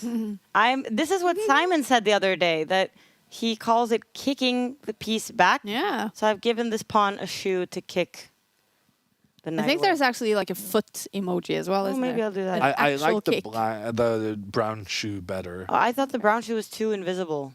I thought the white and black shoe on the white and black board was too invisible. I think this is isn't there like a kicking? You think this one's good? Yeah, that one looks kind of aesthetically good, but But that's not a shoe you would actually kick with, is it? That's That's the shoe you go to the Dress shoe. prom with. I think that's the in kind of any shoe case- that Gukesh is wearing, I would guess. In any case, the white knight would need to move now. And if Ding moves his knight into the heart of Gukesh's position, then Gukesh could move his bishop into Ding's half. And moving the bishop in here both attacks the rook in the corner and also, at the same time, disconnects the queen's protection of the knight in the middle. But now that I'm thinking about this, then Ding could potentially move his bishop out, sacrificing his rook in the corner because he believes that his bishop will point against the rook to win it back at a later stage. I mean, this would be very spicy. But maybe it's too spicy for the last and decisive game of a world championship. Because they do take fewer risks the farther the match progresses, usually, is what we've seen. So there's a lot of risk in the beginning, and then it kind of fizzles out a little bit as they realize that if you make a big mistake and take a big risk here, there's no time to correct it. The funny thing about these guys is that they have been playing... It's not that they're taking big risks on purpose, but they are playing white openings that have been able to outplay and outmaneuver the opponent. So suddenly Ding could win this just because he has the slightly better placed pieces. But sacrificing a rook for a bishop is maybe a bit too much at this stage. But he is considering it. This is very interesting. He is considering it. Because if Ding was not considering moving his knight into the heart of black's position, then he would just move his knight back. So the fact that he hasn't moved his knight back instantly does mean he is considering moving forward, and in doing so, sacrificing his rook in the corner. Wow. Is he also considering taking the queen? I kind of forgot that was an option. No, I don't think so. Susan Polgar says on Twitter The biggest issue for Gukesh is to develop his c8 bishop, this one that we've been talking about. Ding should not trade queens. Keep the tension. Do not help Gukesh simplify. Okay. In case you wanted Susan's opinion instead of Jon Ludvig's. The queen. But you agreed with Susan in this case, right? Yeah, I think so. It is the second best computer move. The computer prefers moving the knight back. And then the second option is taking the queen. The fact that moving the knight forward is the third option means that it probably is a bit risky. But just being in the top 3 means that it's not out of the question entirely. So moving the knight forward would sacrifice a rook, but the chess engine still feels it's better than moving the knight back to the side of the board, for instance, which would be a very neutral, equal move. So the fact that the knight jumping in is being preferred over a neutral move probably means that there is some excitement in the air should that happen. Ding is now ticking down to 1 hour left on his clock. He's been thinking now for over 5 minutes. 1 hour on his clock to reach move 41, where he gets additional time. Both players are now sitting by the board in Singapore, concentrating on the position. What will Ding Liren play in move 15? He is the world champion, and he is fighting to defend his crown. Gukesh really wants to take it from him. The 18-year-old can become the 18th world chess champion, and we see the move. We see the move. Did he jump forwards? No, he moved back. Darn it. So the knight moves back, keeping the tension in the position. I checked with the chess engine, and it basically said that moving the knight forward was a sacrifice, but it was a good enough sacrifice to justify the sacrifice, but not good enough to get an advantage. Okay. So instead, moving the knight back makes sense, but look at this. Look who else is back. The black bishop, after being chased away from the middle of the board earlier, now returns to the scene of the crime. And this time, the bishop cannot be kicked away again. If the knight tries to move back and attack the bishop would now be able to capture the rook in the corner. So Ding, having to deal with this, he uses his own bishop instead to protect. And yeah, it's still the problem with the bishop. How to get this light squared bishop into the game. And Gukesh pushes his pawn forward in the middle. We talked about this opportunity. I was a bit critical of it because this now enables the white knight to get a great placement in the center of the board. But Gukesh feels it's more important to open up for the bishop to get involved than be concerned about a white knight potentially moving forward in the future. One of the reasonings that Gukesh can feel comfortable giving Ding such an option is the fact that if there's a trade between the bishops, for instance, the black knight also has the opportunity to jump forward. So we could get a situation with both players having strong knights in the center, with both of them protected by their own pawns and no opposing pawns able to position themselves to kick the knights out. And Ding continues here in quick fashion. So Ding now moves his queen one step forward. This is done because the queen wants to defend the bishop. And why do you want to defend the bishop? Well, because you want to move the knight forward in the middle. And I would now expect Gukesh to move his bishop out in the middle.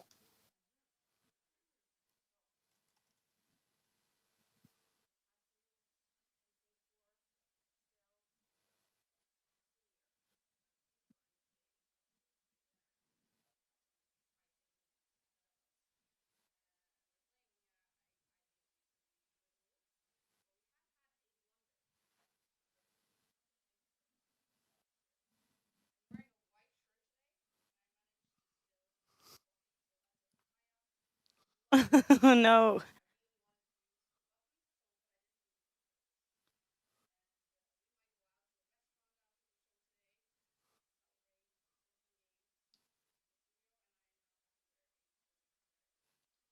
This is why I never buy white.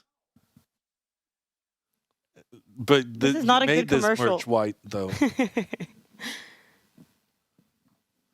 The bishop has entered the game. So suddenly we got like 4 quick moves. Both players very clear on what they wanted to do and how they wanted to achieve it. I was And, muted, so that was another other blunder. I was saying this whole thing and I was muted the whole time.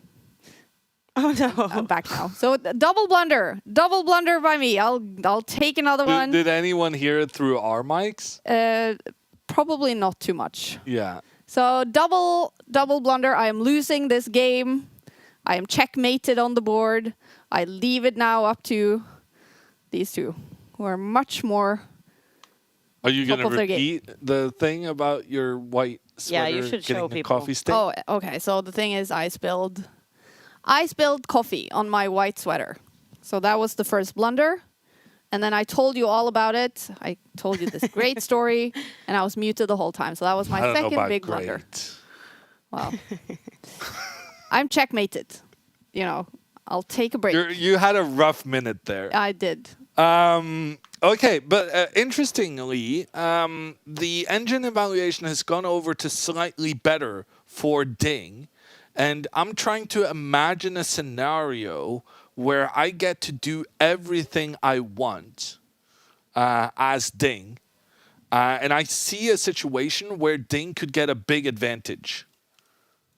And that You don't move have was time to talk not about it. that. Because That Ding was- is playing so fast. Yeah.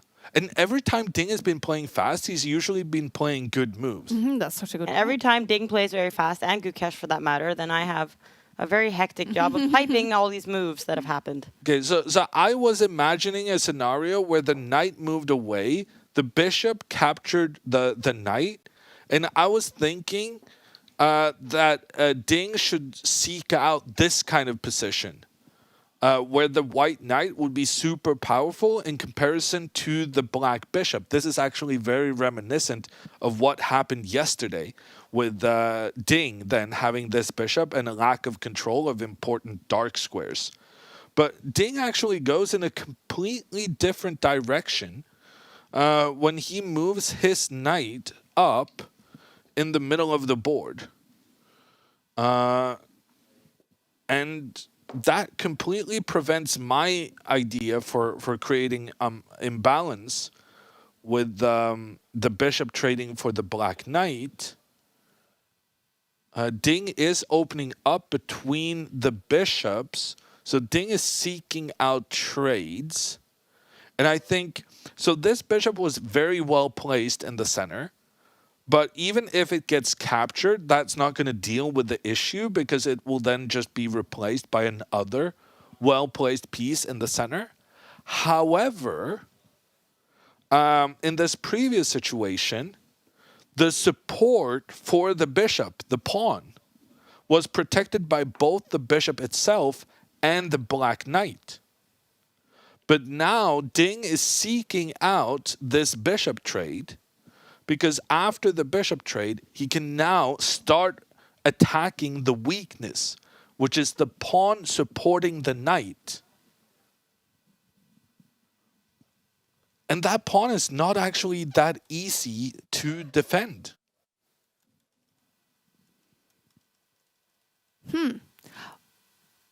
So Gukesh will not. Well, he can't really avoid the trade between the bishops because that would mean voluntarily retreating from its good square in the middle. So if he doesn't take the bishop now, then Ding will in his next move. Yeah. Okay. I heard sometime from someone giving me some beginner tips in chess that it's often a good idea to let your opponent take first. Yes. Why is that? Because normally if your opponent wants to capture one of your pieces, it's because one of your pieces were well placed. So here Ding wants to capture the bishop in the middle because that's a really well-placed bishop. It cannot be chased by white's pawns. It's protected by one of black's own pawns. It's just difficult to deal with. And so you don't want to voluntarily trade it off yourself, but you can accept that they trade for you because then you just replace one well-placed piece with another. At least that is the general theory of this.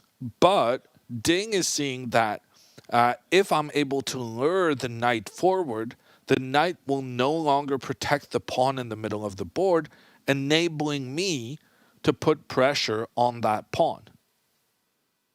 And frankly, that is a very effective plan, as far as I can tell. Do you have any constructive criticism to the arrows and emojis that we currently have on the board, Jon Ludvig?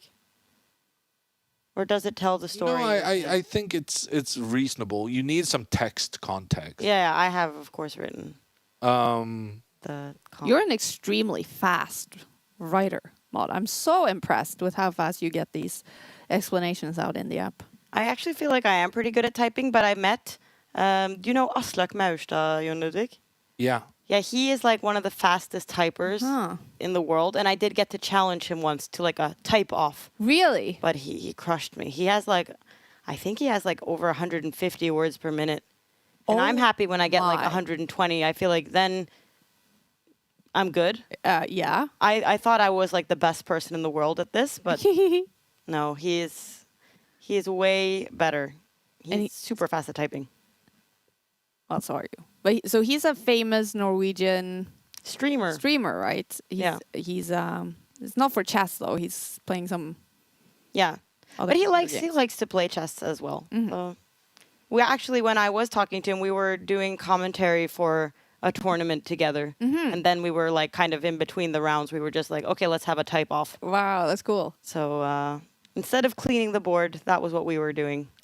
I actually saw one of the Take employees at Aslak yesterday evening at game night. Really? Yeah. So okay, I'm curious now. Chess and these internet celebrities, they go hand in hand. Wait, so you were at Aslak's place last night? No, I just saw it on Instagram.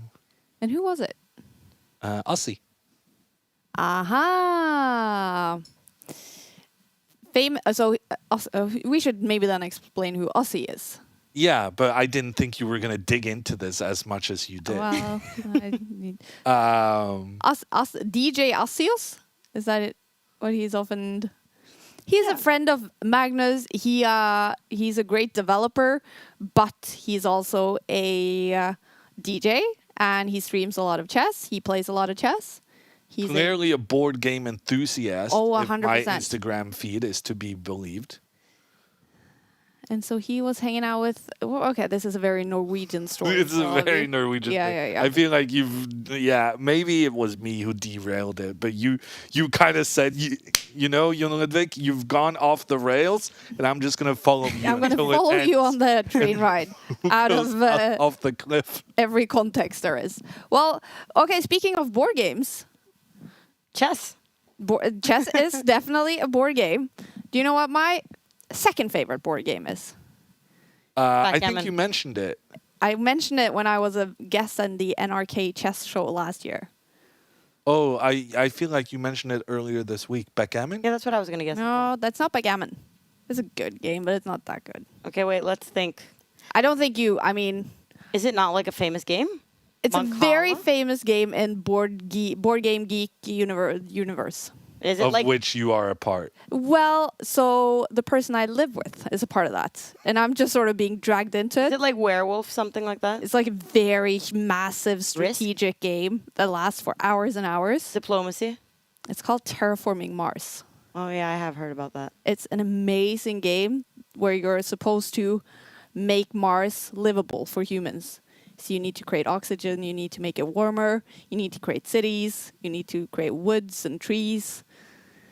And then, the person who does this the best wins the game. It's a very good board game. How long does it take to play? I've heard that it takes so many hours. At least I would say at least 2 hours, but usually like 3, 4, maybe 5 It's not hours. so bad for people that are used to watching chess. Yeah. I mean, that's nothing. I've played board games at chess tournaments where we just had to adjourn. Yeah, I've the done that game. many times as well. I've been like an entire weekend we're playing Risk, and it takes 3 days. And that's Yeah, it was Risk. This other. classic. I remember playing Risk with Magnus at the Vikonsir tournament with some of the Dutch grandmasters. Oh, that's cool. But yeah, there was at some point there was a time restraint, and some alliances were made, Or formed. and in order to end the game, and there may have been some shouting and screaming as a result of these alliances. Oh, you would never do that, Jon Ludvig. Yeah, I'm not sure people believe that, but it is in fact not true. Yeah, no, I was doing the shouting. And games where you argue and discuss with each other is also very popular at chess Yeah. tournaments, because I feel like you're so used to sitting there and like playing a game where it's in complete silence. So the moment people are done with that, they're like, okay, now we're going to play a game where everyone is going to shout at each other like Secret Hitler and Avalon and like all I these was kinds also of going to games. mention Secret Hitler. Yeah. Big They're very move good. on the board. Whoa. Unexpected move, I think. Ooh. Pawn moves 2 steps forward to challenge.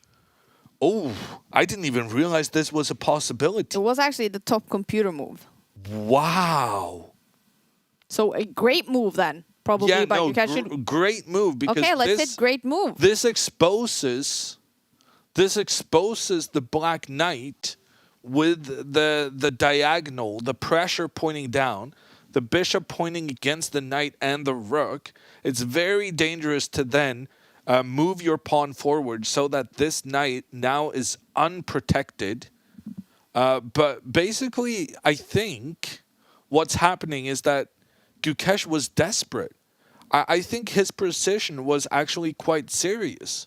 And this plan Ding had of using the rook to attack the pawn in the middle of the board, that plan was so good that Gukesh had to strike immediately, trying to kind of unsettle White's knight in the middle of the board and try to attack the pawn that is playing a very key role in defending the knight. Both players have now left the board in Singapore, but it is now Ding in the move. He has ticked down to 57 minutes on his clock to reach move 41. He's in move 19. And when he comes back, is it an immediate response to this, or No. This now. There's a lot to think about. Mm-hmm. A lot of calculations to make. A lot of different Here he pawns comes. that can be captured. Okay, Let's see how he processes this move. Okay. let's see. If Yeah, it- he did not find that move unexpected based on his body reaction. Mm-hmm. So he must have understood that it was probably coming. What if Ding just continues his main plan? Bishop takes bishop, knight replaces bishop in the middle, and then rook moves over to attack pawn. This still feels sensible to me because now if pawn captures pawn, rook can capture defending pawn in the middle. Oy. Oh no, but yeah, because I was thinking here you're now attacking this knight, but the knight can actually move back and counterattack the rook. So I thought maybe I'm getting this pawn for free afterwards. But this didn't really work out the way I was thinking it would. Could still be interesting though. What if the rook moves over here and you start an attack?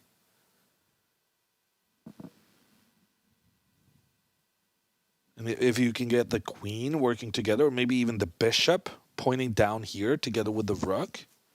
If the pawn moves forward, bam! The queen makes its entry, Bam. and it's game over. Because if the rook is captured, then queen comes in for the checkmate. Ooh. We Well, that's not have to happened do then. the checkmate in the analysis of because course. it's never even close to checkmate when when the players are making the moves. True. But we have made you guys a promise that if the games ends with a winner, they obviously sort of end the game before we see a checkmate on the board, but you will always get to see the checkmate here in the Take studio. We will play the game out to checkmate. So you're always going to see it here. This is a really interesting position. I assume you have to go bishop takes bishop. Yeah, there's some really tricky alternatives. But I think you have to go... Yeah, surely. Kaja, may we see the options in this tricky situation? Yeah, so... Okay, I'll just show them to you. Bishop takes bishop has to be the move. Exactly. Knight back is the third choice. For the moving the rook time. is just ignoring everything that's going on. Honestly, all of these moves make a lot of sense. Moving the knight back, which is the third choice, but that opens up for the bishop to attack the black knight, and it also has the white knight participating in the threat against the black pawn. But that knight is moving a lot. He's spending a lot of moves. Yeah, but pawns can't go backwards. So even if white went back and forth, because a pawn move happened in the meantime, the situation has completely changed around. Although here I do feel like Gukesh can move his queen out, which both protects the knight and gives protection to the pawn. So that knight back move doesn't seem very, very good. Gaurav is asking, if bishop takes bishop, which is the top computer move, then takes on d4 could be a possibility? Question mark. I'm assuming they mean taking with a pawn as opposed to taking with a knight. Well, it doesn't say which, so maybe he's also asking. Well, I mean, obviously you have to take on d4 because, well, your opponent just took your bishop. So you have to take the bishop back. I don't like taking with a pawn. Partly because this might lose instantly. The knight moves back, attacking the black knight. But also if the black knight captures white's knight, then you can capture it in the corner. Ooh, but the situation actually continues. Because if you lose the rook in the corner, even though in this situation, white is up by a rook against a bishop, that bishop is actually really powerful and can move up to attack the rook. And if the rook moves, the queen comes in from the corner to give a checkmate on the king. So even losing the rook in the corner is not that bad of an idea for Gukesh in that analysis. But I still dislike pawn captures back on general grounds. I just feel like that pawn is going to be very exposed inside white's half of the board. But it is a possibility. It's a risky possibility, but maybe viable. It also puts a pawn where you want to have one of your more valuable pieces. And if you take back with a knight in the middle, that also means you no longer have the knight that's unprotected on the bishop's diagonal. And you are a bit nervous that that knight could be a target to attack. How are we actually doing on time? Because suddenly we got a couple of quick moves from both players, so we haven't really studied the time situation. Ding has spent like less than a minute on several moves in a row. He spent 1 minute 50 seconds on his previous one, so now he's having like a longer think. He probably, although it didn't seem like he was completely surprised by this move, now is more of like a bigger decision for the game, how he should continue. So if he should continue with the plan that we have been discussing for quite a while of trading the bishops and going for the pawn with the rook, or should he can he do anything else? That's a valid question. Because now I've prepared the comments for that situation. But And I've also Maybe prepared what- the knight back. I've prepared the knight back. Yeah, it was maybe the second choice of the chess engines to just move the rook into the middle immediately. This also seemed to be a topic for the engine in this match. Very often suggesting moving a rook next to the king, just one square to the side. It's an I feel I see it very often. Yeah, but what do the situations always have in common, Kaja? Very often, where the rook is placed right after castling, it has a pawn in front of it. Whereas if it moves one to the side, no pawns blocking the rook's ability to point down through the center of the board. So it more has to do where your own pawns are placed, and just the normal way of a chess game developing is that some of your pawns in the middle are often the pawns that get captured first, because they are the ones who kind of fight against one another for central control. So getting the rook into the middle of the board is it's a classic. It's a classic. For good reason. And it's the second best move according to the computer. Top move is taking the black bishop with the white bishop. But a comment here in the chat from... And you guys are commentating so fast that I keep losing them. But there's a lot of attention for the final game. yeah, so many people excited about this. Oh, and ding. Okay. Well, we have a... He took the bishop. No, he took Okay. the pawn. He did What? something completely different. Wait, what? This... That was not. That even was something not we even on the considered. top three. We No, didn't even no. consider that move. Okay, so pawn captures pawn on the side of the board. I would say this makes the game a lot more equal. I'm still trying to figure out whether this is just instantly going to end in a draw.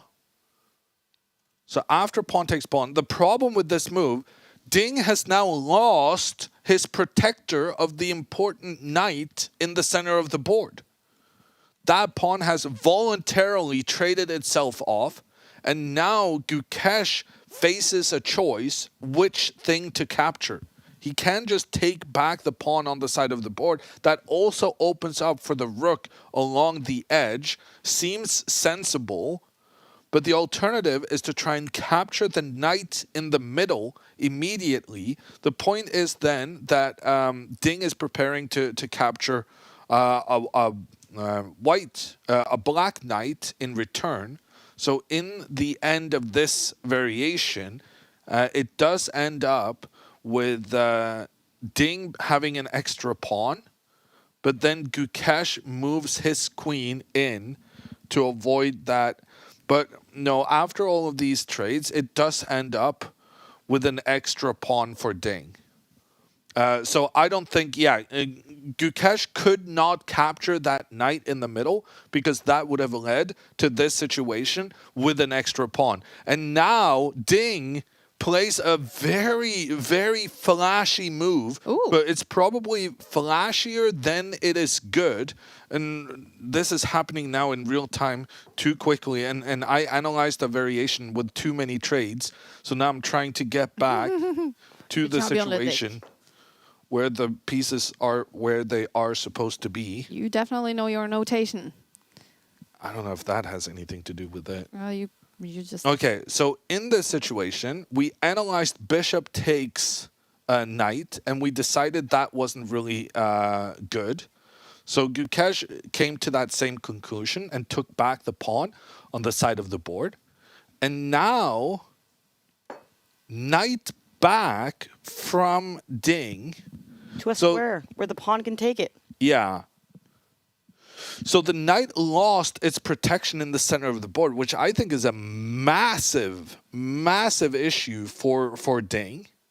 That was his pride and joy in the center of the board, and now he's moving it back. He's moving it back to a square where the knight can be captured. But in moving it back, he has also opened up for the bishop on the diagonal, which we have been talking a lot about in this game.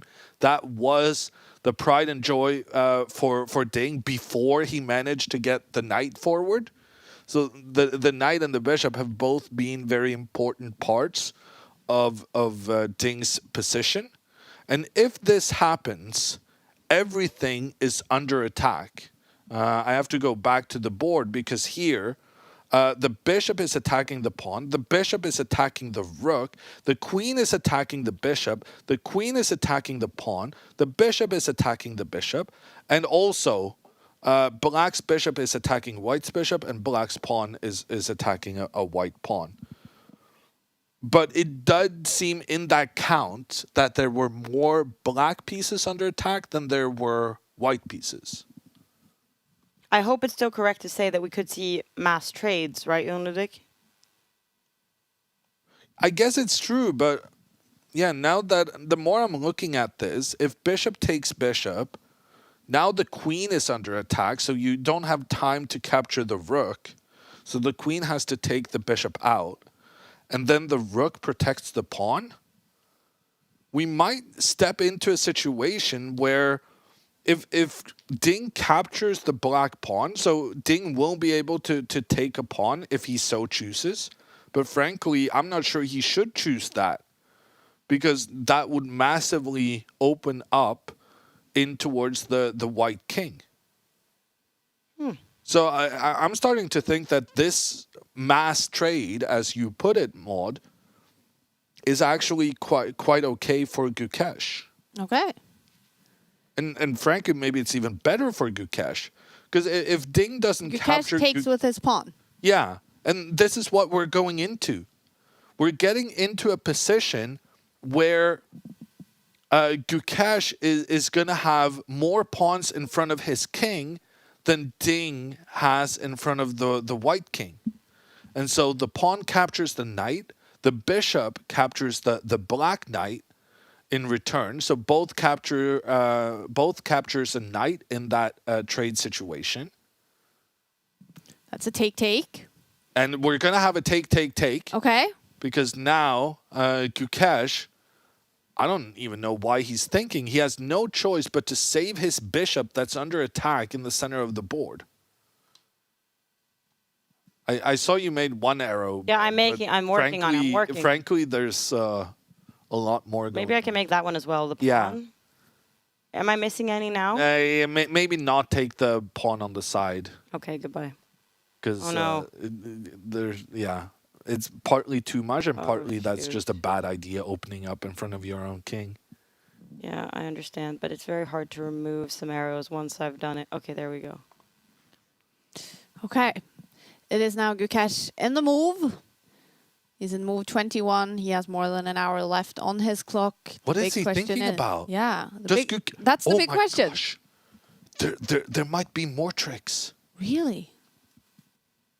I just assumed because this bishop is under attack and because the rook is under attack, you have to go for the trade between the bishops.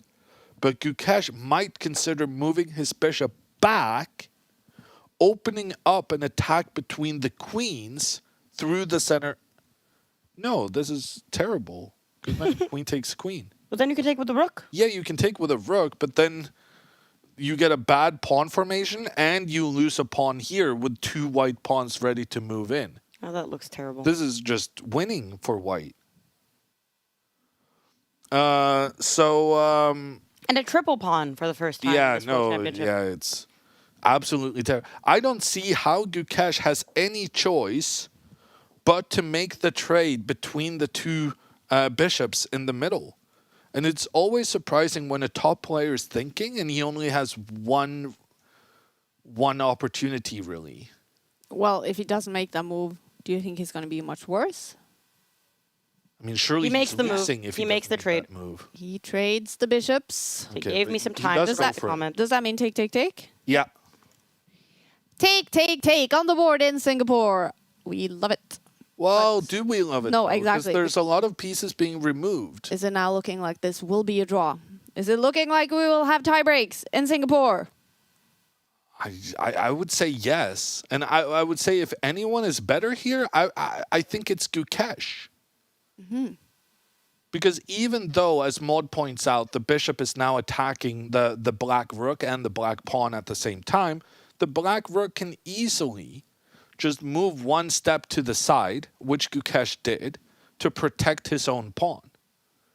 And now what's happening on the opposite flank with these two pawns up against one another is that the white pawn cannot afford to capture black's pawn because this would expose the king. And frankly, I was wrong also when I said he can win a pawn because the queen can also come in with a double attack on the bishop and on the pawn. So capturing the black pawn doesn't even win a pawn in the long run. The computer is saying now that Ding only has 2 moves, and that is to get a rook into the same file as the queen, the black queen.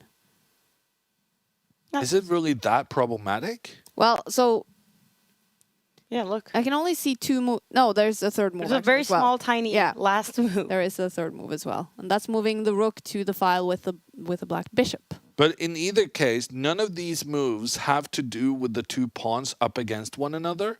And I'm expecting Gukesh at some moment in the future here to make a trade between these two pawns.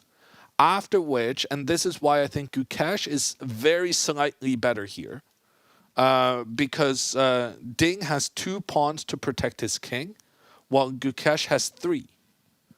So Gukesh's king is just that little bit extra safer. And Ding should try and get a queen trade here. Several people in our great chat is asking about queen e5. Yeah, that makes a lot of sense to me.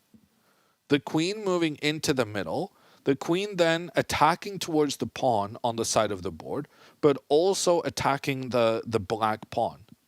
That seems a very sensible move to me. And after pawn takes pawn, you have to take back. And then maybe Gukesh moves his pawn up to keep it safe. And then Ding can somehow here go for... He wants to go for a queen trade. I'm just not sure how he's going to make it happen. But Ding will try to include his rooks in the game. And yeah, Gukesh's king is slightly safer than Ding's, but Ding has more active pieces. He has... The white pieces are more centralized. And Gukesh may have to focus on defensive trades instead of figuring out any way of attacking Ding's king. So I'm surprised that the queen moving up in the middle is not on the engine suggestions, because frankly, that's the move that makes the most sense to me. Okay. What will Ding Liren do now? That's the question. Do you think he's going to move a rook that the computer suggests, or? No, I think I'll go with the chat on this one. The queen into the middle. The queen is the most powerful piece, and when she's in the middle of the board, she can go so far in every direction. And she's just controlling the whole board. Yep, I've prepared the comment for that one. And then the rook's moving into the middle. So there is some stuff for Ding to consider here. And he only has 44 minutes left when they've passed the halfway mark to 40 moves. But I also feel like this is a position where you can maybe play quicker than a lot of the other ones. It's not as complicated. It's not as... I don't know if you agree with me, but I feel like this is a position where you could play a lot of moves quickly. Yeah, it's very... Okay. Oh, he does move the rook. It's easy to kind of see the different options. You're not going to be in for a lot of surprises here with the reduced number of pieces and pawns. The rook moves into the middle, attacks the black queen. The black queen, I assume then, is going to move maybe out on the side of the board, attacking the bishop. And then Ding would maybe... The queen is out. So maybe Ding is planning to move his rook up through the middle. I don't like that. Okay, the queen does move away. Threatens the bishop. Is the bishop just going to move back? Maybe that's okay. Just move the bishop back. That is the third best computer move. Oh, what? That first move is weird. Oh, wow. Oh, that's a great idea. Okay. See what the Maud computer showed me says. what the chess engine was recommending, and I like the second choice here. Bishop one step forward, because this guarantees a trade between the bishops. The way Ding has played, everything is getting traded off. He is under no illusions that he's trying to win this game anymore. He wants tie breaks. And because of what we talked about with the pawn formation in front of White's king, Ding is the one who's slightly worse. So Ding may be the one to try and facilitate trades in this position. And moving the bishop one step forward is interesting in that regard because it forces the trade between the bishops. Although I'm kind of scared if at some point this pawn advances. But here the rook comes in, bishop trades, queen takes, rook captures, rook takes back, pawn forward on the side. Something like this could happen, but frankly, I would be terrified if I'm Ding. Because suddenly, the queen moves up, supported by the pawn, and there's a potential checkmate against the white king. Oh la la. So, okay, I take it back. I think I have a lot of respect for this black pawn. I think this black pawn is kind of dangerous, and we should be careful about what we're doing until that pawn has decided to trade itself off with the white pawn. What I didn't realize initially here is that the black doesn't have to take the white pawn until the pawn is attacked by maybe the queen, which is why I like the queen forward in the middle earlier.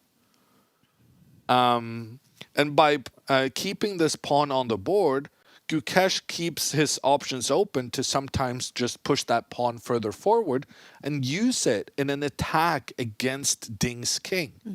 And to avoid that, maybe we should just move the bishop back so the bishop is controlling the area around the pawn and around the king. Ding has 40 minutes left on his clock to reach move 41. So that means, and he has 17 moves to make. So he has a little bit more than 2 minutes. I see some people in the chat are asking about when the tiebreak starts. So people are kind of ruling this out as a draw already. But I guess we can repeat it to people that it starts the same time as it always has. So 10 Norway time. I don't know what time it is in other countries is what I'm realizing. 5 local time in Singapore. Okay. 5 o'clock local time in Singapore. So it starts the same as every day. If there is 4 rapid games. Is it too early to think we're going to the rapid games soon, Ludvig? I don't think so. I think Ding is the one who had the slight initiative out of the opening, and he has lost that. The trend is in Gukesh's favor. And we do know that Gukesh likes to push for the win when he's able to. That's true. He's proven that on multiple occasions so far. But he's not going to be able to do something here against such a strong player as Ding. And Ding is taking this seriously. It's not like he's blitzing out his moves, thinking that his position is completely without danger. There are some things to look out for here. But I expect Ding to be on top of those. And, how does the tiebreaker work? Asks Ab. So, tiebreaks tomorrow if they're still tied. It starts at 5 o'clock local time. They play a match of 4 rapid games with the time control being 15 minutes plus 10 seconds increment after each move. If we have a winner after that match with 4 games, then that will be the world champion. If they are still tied after that, then there will be a match number 2. And that will be a match with 2 rapid games where the time control is shorter, 10 minutes plus 5 seconds increment. If they are still tied after that match, so that is a best of 2 games, then we go into blitz. So it's going to be a blitz match with 2 blitz games, still tied, and the time control then is 5 plus 3.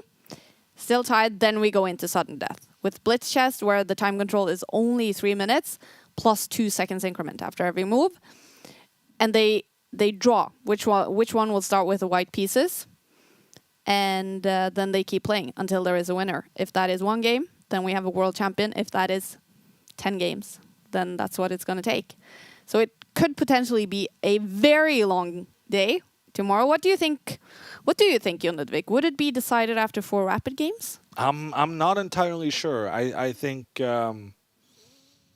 I think Gukesh is stronger in rapid than we kind of have made him out to be. I think he's definitely the underdog, but he's not as big of an underdog as we thought Ding was at the start of the match in the classical portion. And then Ding has exceeded all expectations so far.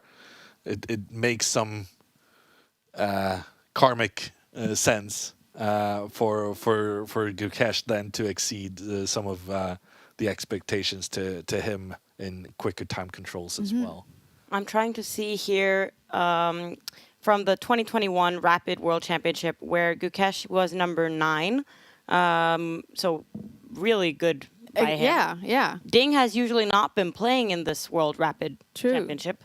So can't really compare it to him. But we can say that, I mean, Gukesh has beaten a lot of good players. He got 9 points out of 13. And the winner, Abdusattorov, he had 9.5 out of 13. Same as Nepomniachtchi, same as Magnus, same as Fabiano Caruana. Like, there are so many good names up here. And then Gukesh is number 9. So I would say he's better in rapid than what people give him credit for. Yeah. But then he hasn't been, like, focusing on it in recent years because he needs to win the Candidates Tournament. He's trying to win the World Championship. Yeah. I guess when you're having that as your focus, then you don't play as much rapid tournaments. So... On the think rating lists, he's not his only, I'm going to say only, number 46 in the world. And Ding Liren is number 2. It's hilarious, though, that in 2021, his rating, when he got 9th place, was 2,050.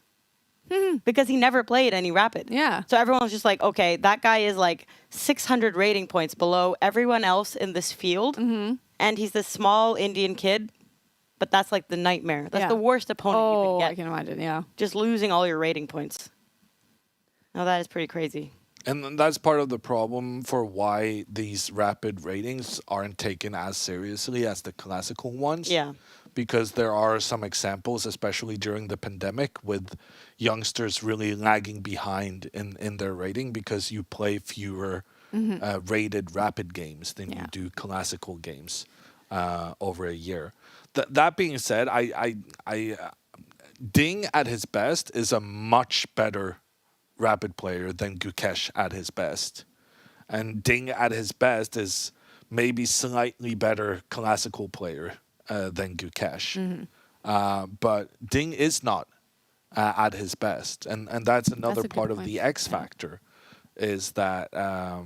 But maybe Gukesh isn't either. I mean, I saw Gukesh in this match has definitely not been at his best. He's not been at the Olympiad level or candidates level. Yeah. That was a totally different Gukesh. But maybe it's also like the expectations and everything surrounding the match.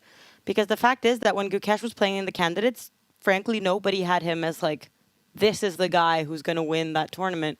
So you could kind of play with lower shoulders. That's not a... Yeah, and also in the candidates, there were 3 Indian players. Less pressure. Yeah. So the pressure of the Indian public was a bit more divided between them. Whereas now everyone is thinking Gukesh is the hope of Indian chess and he can bring the title back after Vishy Anand lost it to Magnus. Oh, and 11 now years ago, we have a move on the board. Ding retreats his bishop, but not in the way where he could force this trade. So we were analyzing on the board, and Jon Ludvig, you said it looked a little bit scary. So he didn't. No, but I like this move. Yeah. I said it like it. I was talking it about the better. trade of bishop. Oh yeah. Didn't like. I liked keeping the bishop close to the king, and now Gukesh voluntarily goes for the trade between the pawns, and this was the trade we were basically looking for. We wanted that trade to happen because now there's no circumstance in which Gukesh might try and play that pawn forward and participate in an attack against the white king. Gukesh now pushes his pawn up on the side of the board. Fair enough, that pawn is well protected. And Ding will now move his rook up through the center. Or maybe he'll even move the queen up in the center. Ding is looking for queen trades because he has fewer pawns protecting his king than Gukesh does. So a queen trade seems sensible here. And if the queen trade is rejected, then you can also just try and centralize your queen a little bit. And then try to move your rook up. Gukesh is slightly better here. But it would be very surprising if it ended in something other than a draw. Are we heading to tie breaks, Jon Ludvig? Yeah. It would be very surprising if Gukesh managed to win this. You're not going to hammer time it quite yet?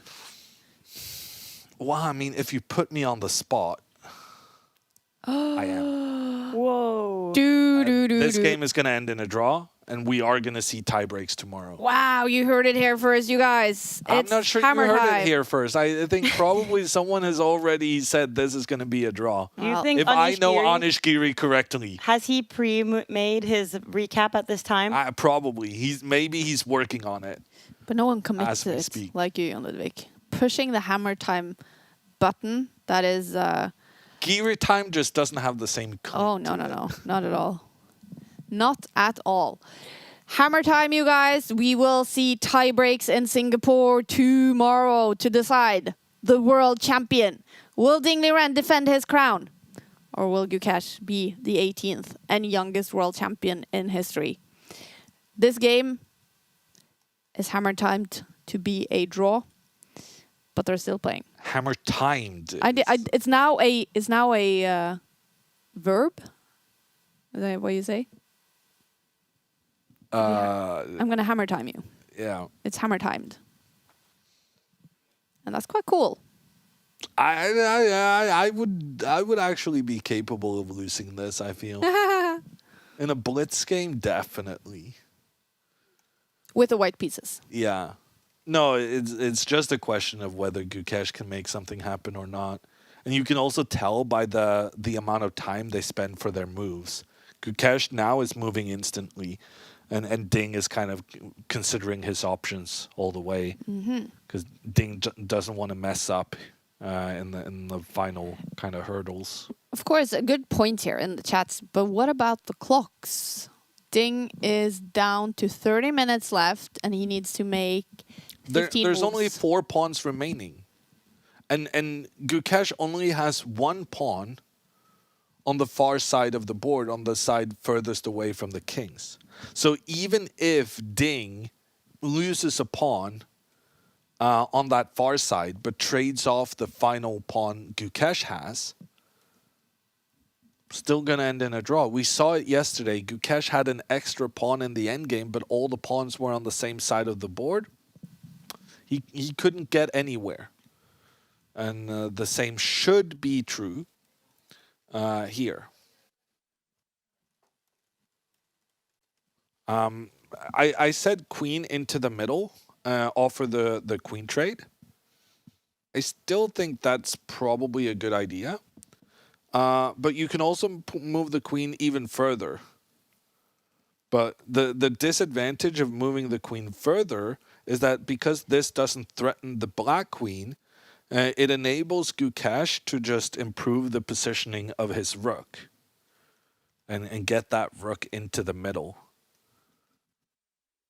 So I'm expecting Ding to maybe go for the queen trade instead. And then, of course, I'm expecting Gukesh to avoid the queen trade. Top computer move, Jon Ludvig. So you were talking about first this rook moving up. Rook up or queen in. Well, something is landing on these squares. Is my well, prediction. not necessarily. So that's rook there is the third best computer move. The best computer move is, and the second best. It looks like a Christmas tree. You have to show this to the viewers. What? The computer evaluations. Oh, that's true. I was like, what? Well, okay. So here it is, Jon Ludvig. Christmas tree. That's true. A pink Christmas tree. It's a Merry Christmas from the chess engine. I don't know how it works in your family, but in my family, we like to choose a tree that actually kind of has where the leaves are kind of with no gaping hole. Yeah. That's I very feel like important. this tree is definitely missing some branches. Yeah. It's been standing somewhere with a massive lack of sunlight. Yeah. It has. It's not the most beautiful Christmas tree, but it is a Christmas tree. Or it looks like a person now that I'm thinking about it. Stick figure. Well, let's talk about the branches on this Christmas tree then. So Jon Ludvig would prefer the third one, the top branch, the star. But the computer does not prefer. No, it wants to go just one step. Oh, and he makes a move and I have to remove these. Completely different. Wow. We could see another en passant. Another en passant. Oh, we need nightmare. We need a very controversial move from Ding there. He's basically, is he sacrificing a pawn? So basically he wants to eliminate the last remaining black pawn on the side of the board. But instead of just moving his pawn one step forward and saying, do you want to trade? He's moving it 2 steps forward and saying, if you don't trade, I'll just continue pushing forward along the side of the board. And Gukesh does decide that he doesn't want to allow the pawn to continue forward. He does take it, and now what we spoke about earlier, Gukesh now only has pawns remaining on one side of the board. On the other hand, now he has very good pressure against the last remaining white pawn on the queen side. And here we see the computer evaluation is leaning towards slightly better for Gukesh, but frankly, I've been calling it that for some time already. And the way Ding is choosing to kind of solve his issues is that Ding just wants to go into an endgame with the pawn down, is my suspicion. He wants to go into an endgame down a pawn, which he feels he's confident he's going to manage to make a draw. But I don't know. It's very clear that Gukesh is better now. Okay. Pawn 1 step forward in front of the king. Interesting move from Gukesh. He wants to have this pawn protect a square on the side of the board. That square was being controlled by Ding's bishop, but he wants to take over control because here the pawn can advance further up the board and try and trade off more defenders in front of the white king. So Gukesh has a very clear plan of pushing this pawn up along the side of the board and distracting the king's safety over here. And in the meantime, Ding has completely ruined the coordination of his pieces. Because now this rook on the side of the board, it's stuck here protecting the next pawn. And the queen also has to stay here to try and help defend the pawn. And yeah, it doesn't feel good. It doesn't feel right for Ding. Should Gukesh now just try to win this? Well, I mean, he already is. He already has been over the last couple of moves. Mm-hmm. And because Ding knows Gukesh's attitude, Ding went for a slightly worse position, but he managed to trade off the pawn on the far side. Simply because Ding kind of knew, okay, I'm slightly better. This guy is going to push for the win. I know this to be true. But therefore I'll just trade off the last pawn on the side. Mm-hmm. Mickey saying, I took a short meeting and came back to Ding being in this mess. What's happened? And the cool thing is that you can always have your Take app with you, even if you are in meetings, and you can stay up to date on what's happening in the game, get notified when there is drama. Should I say that is there any drama to notify people of right now, maybe? I've only sent out one when I said there would be mass trades. Mm-hmm.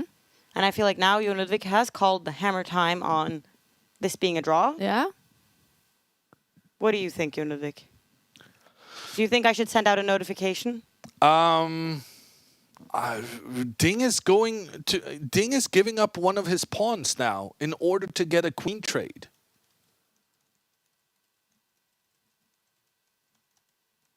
I'm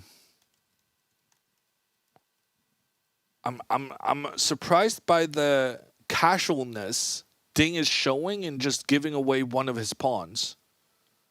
Because now Gukesh can capture the queen in the center of the board. Rook takes queen. And now because the queen moved, Black has enough attackers here to unpunished just capture the white pawn. But once again, we might go into a 3 versus 2 situation with all the pawns on the same side of the board.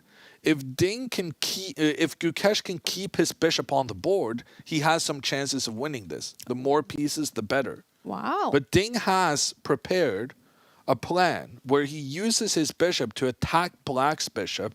And if the bishop tries to escape, Ding would just follow. So it turns out Ding is giving up his pawn, but if that pawn is captured, Ding has guaranteed himself a way to get the trade between the bishops. And despite Ding now voluntarily giving up a pawn, the chess engine still says balanced. Exactly. So Ding is just, he really, something went wrong in that massive trade-off. And Gukesh got a slight advantage. And now Gukesh can utilize that advantage to get a pawn up in the endgame. And I guess Ding is thinking about yesterday's game and how confidently he defended it into a draw, even though he was down a pawn. Gukesh avoids the queen trade. And this we saw yesterday as well.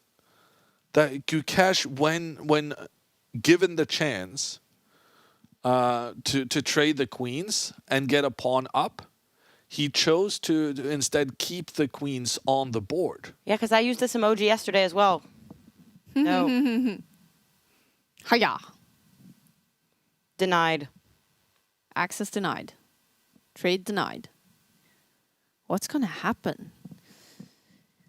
What's going on the inside of the minds of these great, great fighters? And now that pawn is threatened by 3 pieces and is only defended by 1. Mm-hmm. So that pawn is gone. Right? Or wait, can he put his bishop in the middle? You can move your rook up. Okay. And protect it. And here the thing is, even though there are 2 white pieces defending the pawn and 3 black pieces attacking it, it makes a difference which piece is doing the attacking first. Because here, even though you have 1, 2, 3 attackers and 1, 2 defenders, if you start making the captures, you do end up regretting that one of the pieces you lost in the process was the black queen. Mm-hmm. And you cannot give away the queen like that. So, no. Even if you have more attackers than your opponent, that doesn't automatically mean that you can capture. But now... And Ding insists. Ding insists on giving away that pawn.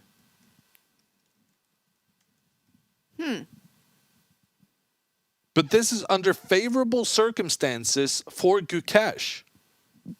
So Ding is saying, I really want to trade the queens, but in pushing this pawn up, Gukesh is able to capture the pawn with his queen. Yes, he must then accept the queen trade, but by being so hesitant in how to do this trading, Gukesh has avoided the trade between the bishops, and he has also avoided the trade between some rooks. So now there should be 1 rook against 1 rook, but instead there's 2 rooks and a bishop against 2 rooks and a bishop. So Ding has not succeeded in making the trades that he wanted to, which in turn increases Gukesh's advantage under the circumstances. Wow. Okay. If Ding loses this endgame down a pawn, that will be sensational. Oh. But the way he's played over the past 5 moves, He's playing quickly. Oh, that's how he trades the other And rook. now it's just like he gets a better trade for between the rooks, but he still hasn't been able to trade the bishops. So Ding moves his rook all the way up, challenges the black rook. These two are going to be traded. And you might as well trade when you're Gukesh, because that puts the bishop all the way into the corner. But now you need to prevent that these two bishops trade off afterwards. But I think that's reasonably easy to do. If nothing else, Gukesh can just move his rook back and just take control of that square Ding wants to move into. Here's another point to this. So Gukesh has an hour left on his clock. Ding only 23 minutes. And I bet it's not going to be an issue reaching move 41. Well, maybe. Still 10 moves to make. But they keep this time when they also get an additional 30 minutes and 30 seconds. And if this is a complicated endgame, I don't know. That would be... Yeah, I think Gukesh's time remaining doesn't really matter. He has plenty of time. It doesn't matter whether it's 2 hours or 3 hours or 1 hour. It's plenty of time in either case. Ding's time, however, could matter because he might be faced with some difficult defensive decisions later on in the game. So it's not so much about the difference between the clocks or how much time Gukesh has left. It's exclusively about how much time Ding has remaining. Yeah. What about the pawns that Ding has in front of his king? Is it good that they are on dark squares? It doesn't really matter. It doesn't matter. What really matters now is that the bishops are still on the board, and that's massively in favor of the attacking party. Ding really wants to trade the bishops, and he's been very unsuccessful in what he's set out to do. Wow. Gukesh is now closing his eyes. I'm having a... Did we decide on the name? Clementine? So there was a trade between the rooks. There was a It trade. could also be called a mandarin. I feel like we had some support in the chat for that. And Maud is also having that. Mandarin. I don't know. I could saw you also taking a sip of that coffee, Maud. That has been there for at least an hour, so that must have been cold. I don't mind cold coffee. Oh, really? I don't like it when it's too hot. Oh. I usually let it sit. You like the cold coffee. But I was going to ask, do you guys need food now, or should we just now wait and follow this? Well, the thing is, this game is going to last forever. Really? Yeah, no. This is going to be one of the longest games of the championship. Gukesh knows that he needs to win this to avoid tiebreakers. He would really like to avoid that. He has an extra pawn. There's no reason for him not to play on for a very long time. So we're going to get one of those 6-hour games, and we're probably also going to get a tiebreak tomorrow. Oh, wow. And if we don't get a tiebreak tomorrow, that would be sensational. Wow. If Ding managed to lose this position that he had a couple of moves earlier. Well, could that be also the strategy from Gukesh? And I asked this yesterday as well, but being the young one here, only 18 years old, a little bit of an underdog in the faster time controls in tiebreak, to exhaust Ding, because Ding has been open about being tired. Yeah, he says he's tired. He even said, I'm not playing the Rapid World Championship later in December because I'm going to be exhausted from this match. And he said that was one of the mistakes he made last time he won the title, was that he played Tata Steel, I think it was in January. He started playing so many tournaments, and then he just did terribly because he was exhausted. So, of course, they're tired at the end of the match. And I think it's also dangerous the way that Ding has so clearly kind of shown that I just want to go to tie breaks. I'm willing to just give you a pawn and play a worse endgame and just hope that I survive. I think that's like a weird dynamic for them to be in right now. But I guess, yeah, I think Gukesh is also going to try to make some magic happen. And then Ding is going to have to defend. And then it will all come down to if Ding can defend or will he make a mistake or not. Is the conclusion then that I should go grab your salads? I would be happy with Yeah. salad. All right. Well, you guys take a look at some options here while I do that. Well, we can't really look at some options. That's the thing. And this is why the end games are really the grittiest part of the game. Because there's nothing really much to say now. Beyond the fact that Ding wants to trade the bishops and Gukesh wants to avoid it. And then Gukesh will very slowly but surely try and advance the pawns forward to try and become a new queen. Okay. But beyond that, there's not much to be said.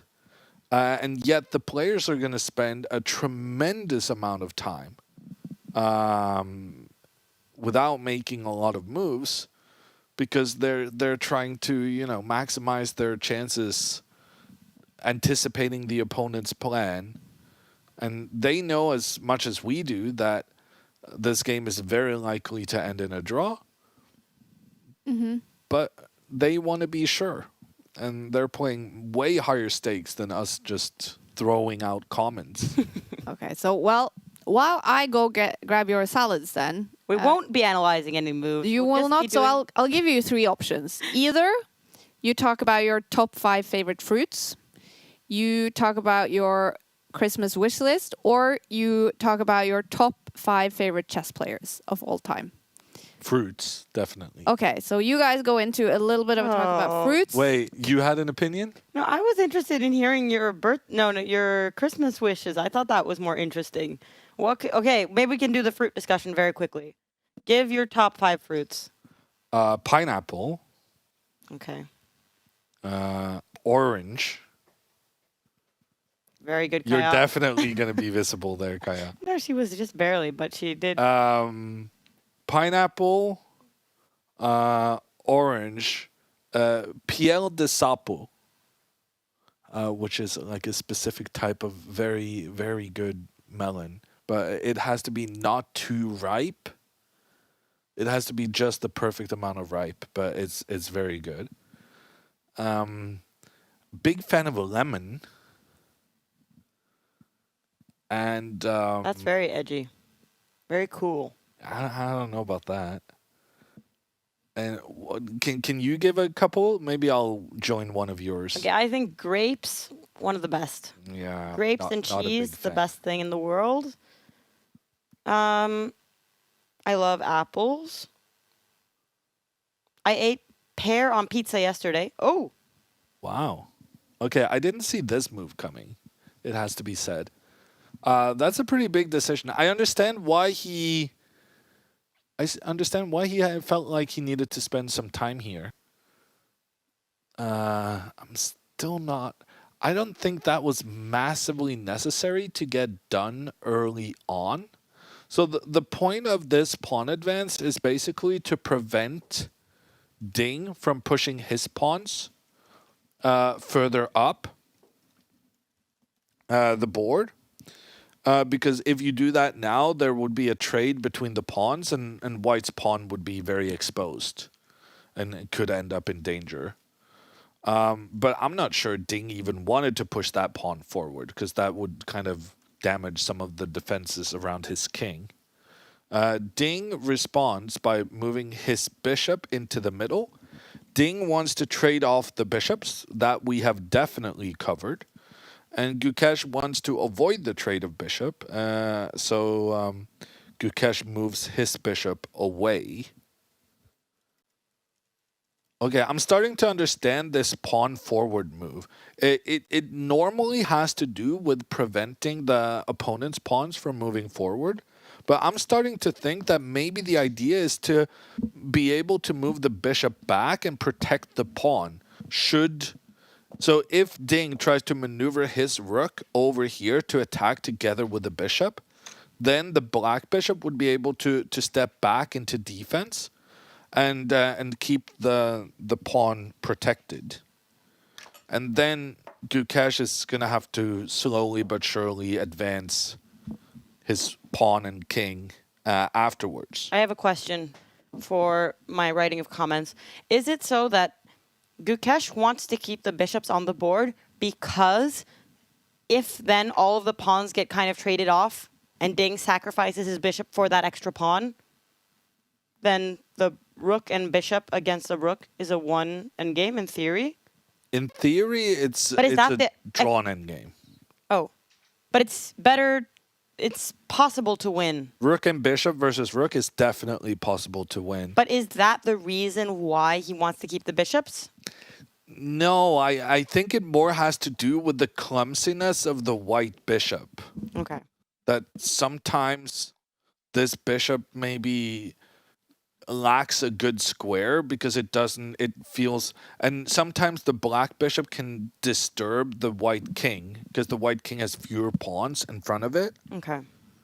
So I think it more has to do with just keeping more pieces on the board in general creates gives you more possibilities, Yeah. gives your opponent more to watch out for. More pieces to win. Yeah.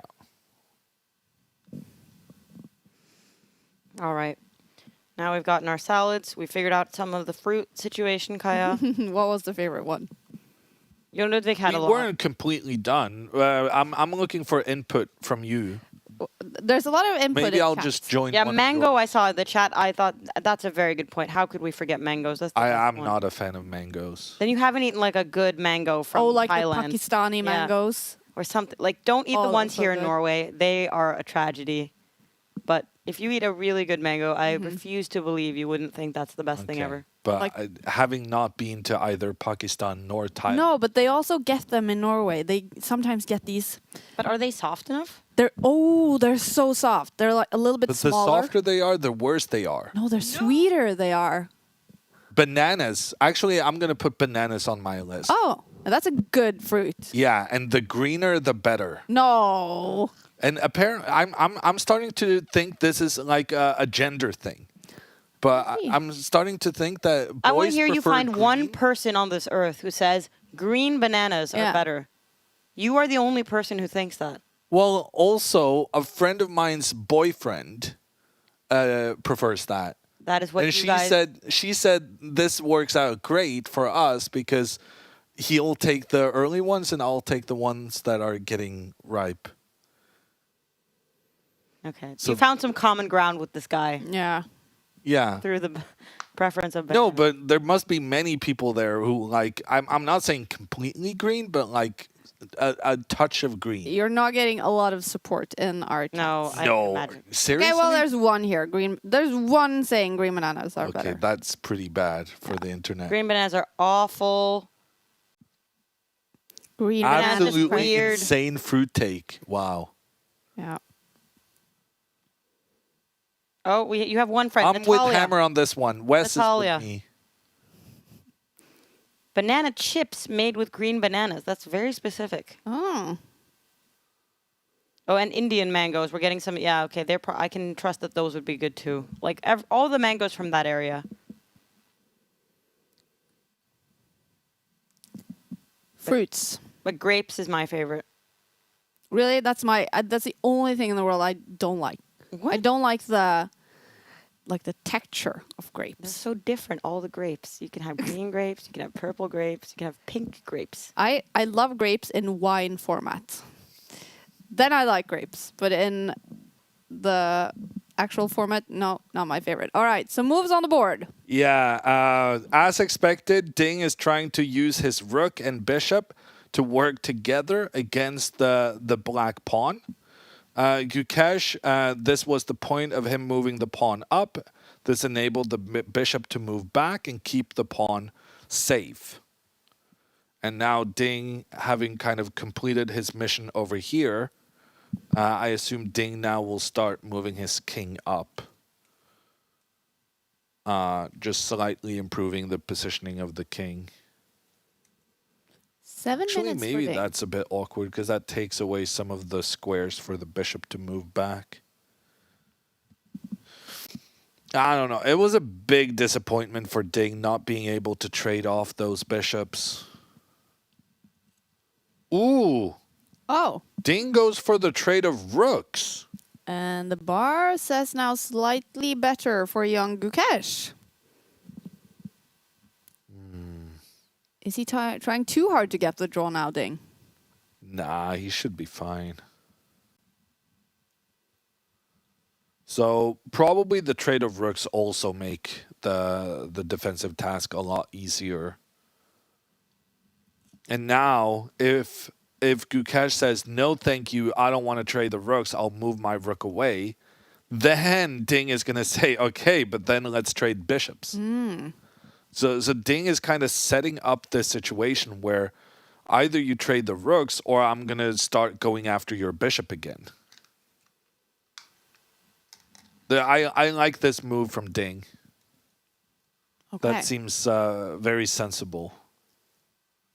And also just pointing out to Gukesh that even if we trade rooks, I got this situation completely under control. I just sent out a push notification now that to kind of inform people, in case they haven't been watching this game, that they can at least get caught up that Gukesh is leading with a pawn, and it seems like he's trying to make something happen in a position which Ding is hoping to get a draw.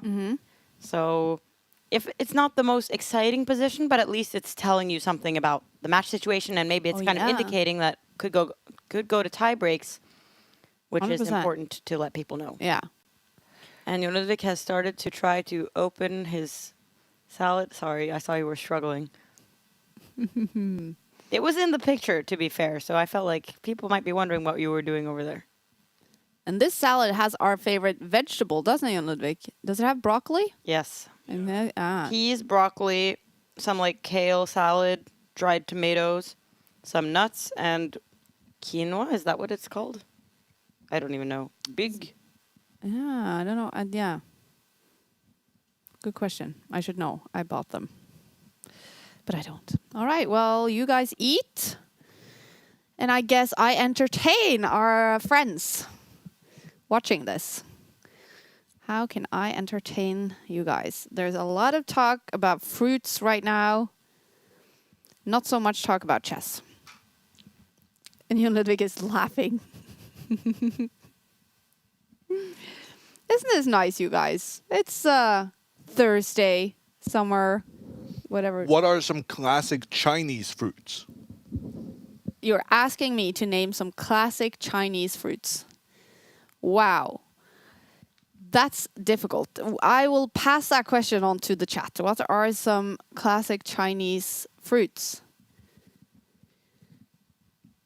Help me out. Blueberries? No, that's not Chinese. Well, maybe. We are right now waiting for Dragon fruit. Maybe that's from China. dragon fruit. That sounds very Chinese, actually. is it? Yeah. Is that the white one with the black dots? And the pink on the outside. Yeah. Oh, that's a very beautiful No, fruit. southern Mexico, Pacific coast of Guatemala, Well, Costa Rica, El I can Salvador. Google Chinese fruits. Yeah. Chinese fruits. Pomelo? Leash?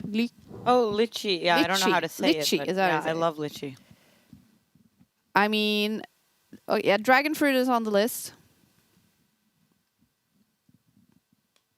I was in China last year, but I don't remember if I ever ate a single fruit there. What was I eating? Nobody like that I talked to really spoke that much English, so I had to be calling a friend of mine, and like FaceTime with him, and he had to make orders for me, and I never understood what I was eating ever because he was just ordering it in Chinese, and then Yeah. I got something, and I was like, okay, great. But I guess I bet it was really good. It was very good, all the Yeah. food, and the one time I did try to order my food myself, I ended up ordering 40 dumplings instead of 4.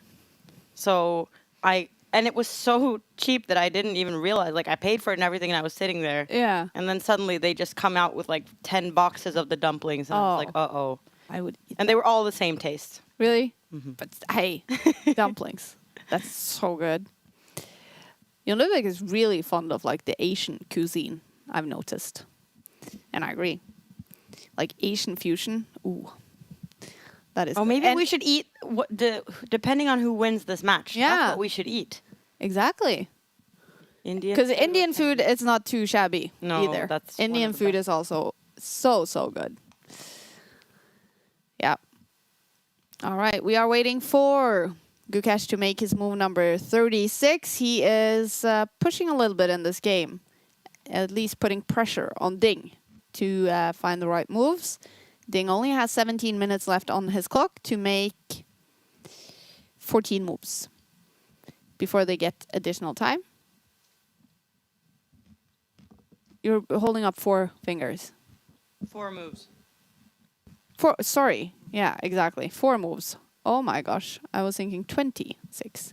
So that's not an issue. He's going to reach move 41 without trouble, but he's also going to be lower on the clock than Gukesh if Gukesh doesn't spend a lot of time now. He's been spending 6 minutes on this move.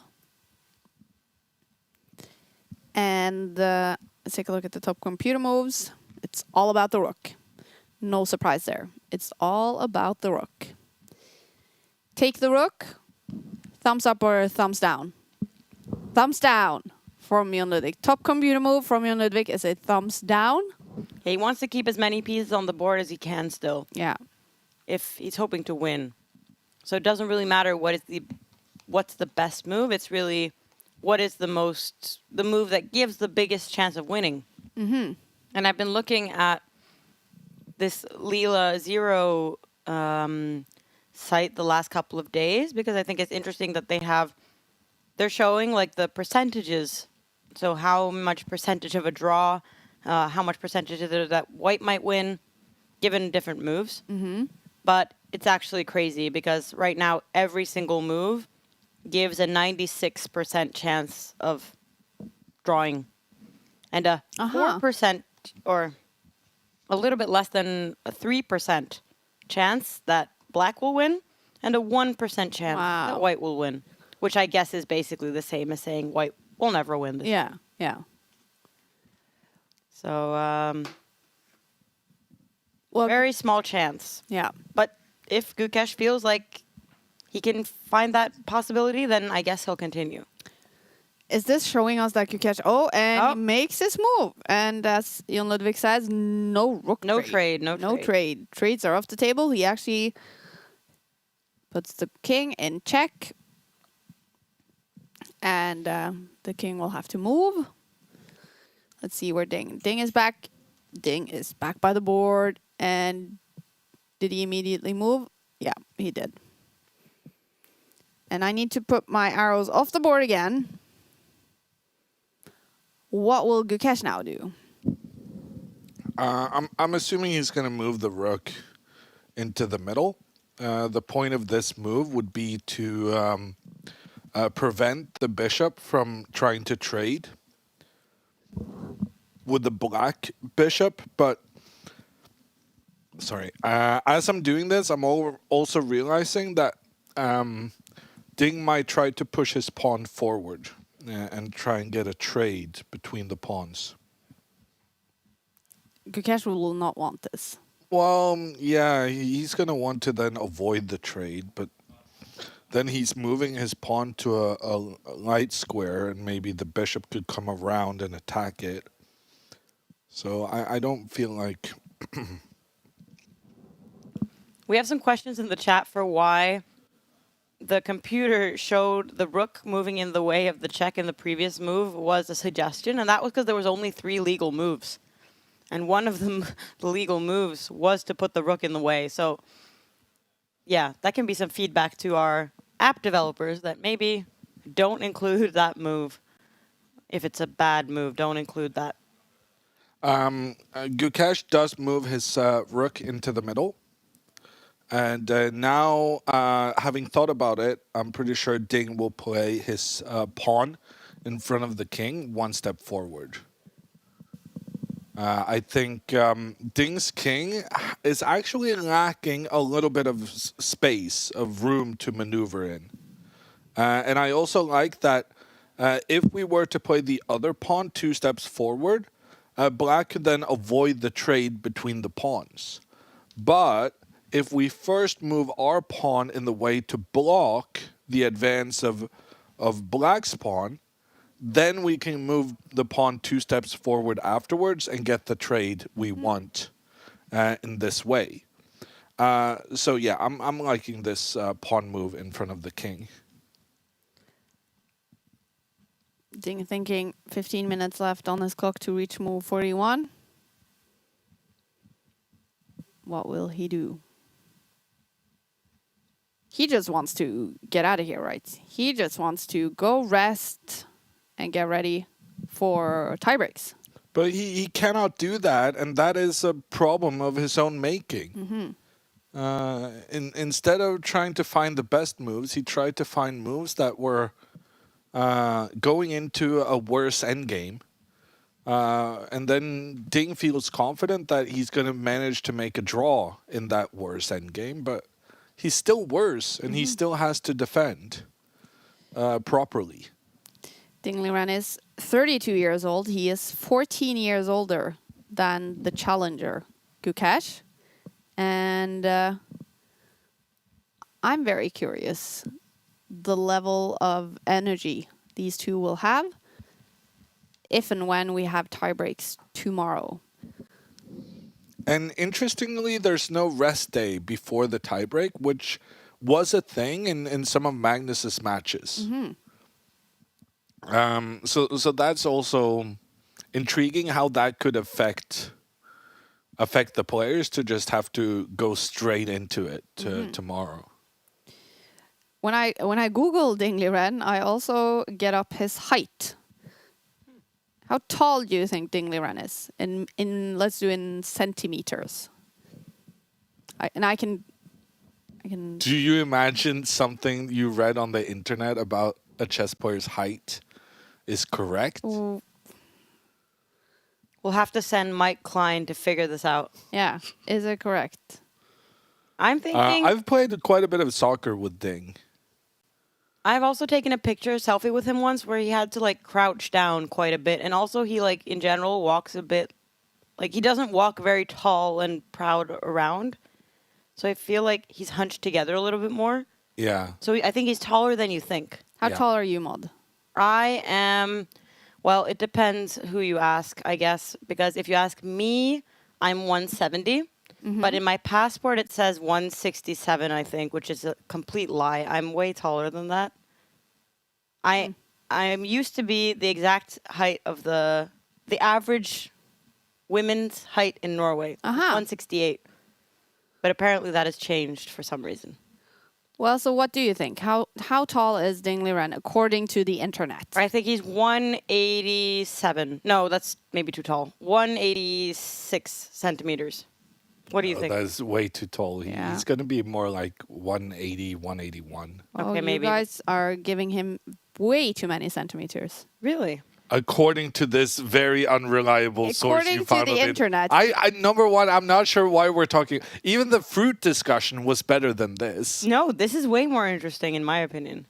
But at least fruit has some kind of people in the studio who can subjectively. Okay, so do you want to stop the get? Should I just tell you then? Yeah. He's actually, according to the internet, shorter than me. He is 168. Yeah. No. Oh, you don't believe that? That would mean that You he's my don't height. believe that. I've stood next to the guy. Maud has stood next I to will the find guy. my picture on Instagram Okay. with him. Let's see if we can. I think you should go back to journalism school and do some of the Fact courses on having a critical mind That's about the thing. internet I never sources. went to journalism school. Well, then probably you should go. That's a better point. You know, I have a degree in economics, and I'm not doing too good with that either. I have to So- scroll all the way back to 2014. So this is 10 years ago. So Okay. this might take me some time. But even then, he was taller than me. And I think I've been the same height for all these years. Probably you stop growing at some point. Yeah. I'm gonna try to find backing behind this number. Wow. Ask Mike Klein how tall he is. Because he has a lot of interviews where he's standing next to Ding. What did you just say wow for, Jonas? No, I'm just The whole instead of kind of admitting her own mistake and She's and trying to back just it up. apologizing profusely. Kaja just said, "I'm gonna try and find something to back this up." Okay, I'm at 2015 now. I'm Okay, getting well, some- there is also a chess.com forum for this. Do chess players tend to be short? And then someone has found the height, and then it says 5'8" for Ding. And what would that be? Oh, wait. Let me see. Here you can see me and two other that I played on the Chess And Olympia you're team with. Yeah. Everyone is hunching down with a bad angle. Yeah, it really is not Instagram worthy, this picture, when I'm looking at it now. Well, it's Instagram worthy because Ding is in it. Yeah, I wrote with the winner of the Olympiad, Ding Liren. And then I added I hope that's China's flag. Yeah, it is. So that was 10 years ago. I feel like I predicted this. I don't have a lot of pictures with celebrities or anything on my Instagram, actually, so. Ding is one of the few. Yeah, he is, like, there is no one else. I have one selfie with Magnus as well. Okay, Ding did not move the pawn up in front of his king like I wanted. Ding has already settled on the I'm just going to stand here and wait strategy, which, to be fair, is a pretty good strategy normally. The question is, are you really going to allow Gukesh to just continue moving his pawn up the side of the board? And indeed, that is what Gukesh does. I guess now, Ding kind of already decided that he's just going to sit here. And having allowed Gukesh to play this improving move, getting the pawn up on the side, preventing my plan of pushing the pawn in front of... Oh, this is the first It came back. Oh, that's not. Oh, welcome back. You can get up and Yes. get the pawn onto the... It's not like you're in a rush here and you have no... Well, considering I am about the same height as Ding, I have a long enough arms. Oh, you're to only reach all the way. 168. What? You're only 168.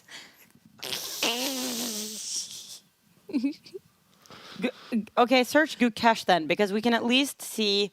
I think I've seen them next to each other. They're because almost the same there's a height. difference to how much height you have in your back and how much is your legs. So even here we couldn't. No, but I've seen compare them standing next to each other on the stage in the beginning of the match. Okay. When they were like... But you "These always are-" have to keep in mind that Ding is very hunched. Yeah, he is. Yeah. Okay, I'll dig more into this question. No, how about you just drop it completely and Or- find a different topic? Well, exactly. So people in chat are actually kind of interested in this, and they're helping us have figured it out. But they are also very interested in the clocks. We have a question: what will happen when they reach move 41? So they get 30 minutes on the clock and 30 seconds after each move for the rest of the game. But that is all the time they have. No more time. Only those extra 30 seconds after each move, in addition to the 30 minutes. And I'm just looking at Ding's clock. He's going to have a lot less time than Gukesh Yeah. to finish the game. But this is what we talked about. It's not so much about how much time difference there is. It's about how much time Ding has remaining. That is the important part. Frankly, I'm a bit disappointed that Ding didn't push his pawn in front of his king. I feel like Ding's king is... you could easily just see if there ever were an opportunity for the bishop to get in with the white bishop moving away. The bishop gets in, attacking the king. This could be slightly dangerous with the rook and the bishop and these two pawns working together.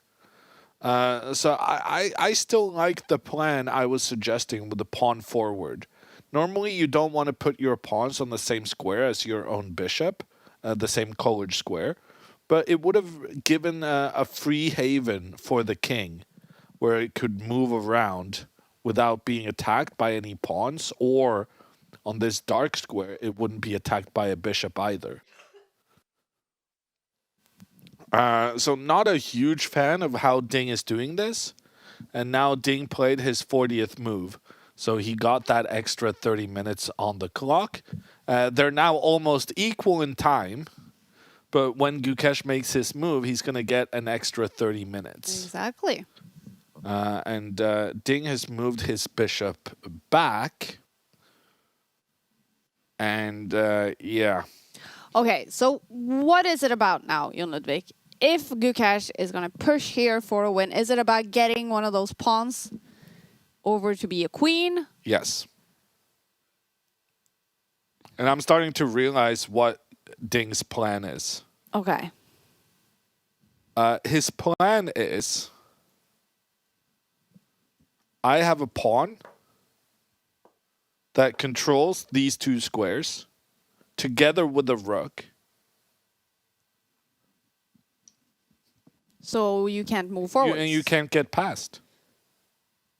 But he has to make moves. Well, yeah, but he's going to go back and forth, back and forth. Is it a fortress? Oh, that's a good question. I wouldn't call it a fortress, no. It's just a... What is It a is a fortress? fortress. The Great Fortress is a Wall big of topic in China. chess. There's nothing great about this wall, but it's very effective. It's more like... yeah.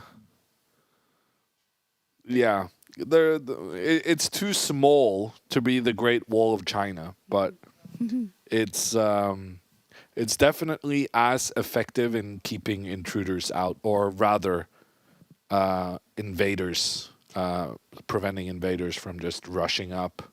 Jon Ludvig, what is a fortress in chess? A We often hear about fortress. Did we make a definition on that, Maud? Oh, that's a good point. Let In me- the app. A fortress is Yeah, we did. a situation where What But did I you can't write? see. Oh, I can see my definition over here. Let's see. A defense that cannot be broken down, typically with few pieces remaining. okay, so this is a fortress. By our definition, yes. Yeah. But when I was defining these words with Jon Ludvig, you should have heard how, like, Jon Ludvig is a perfectionist, I would say. Yeah. And when defining chess words, you really get to see him at his most perfectionistic version of him, because he is like, no, you can't say that. That doesn't make sense in this connection. Doesn't make sense in this connection.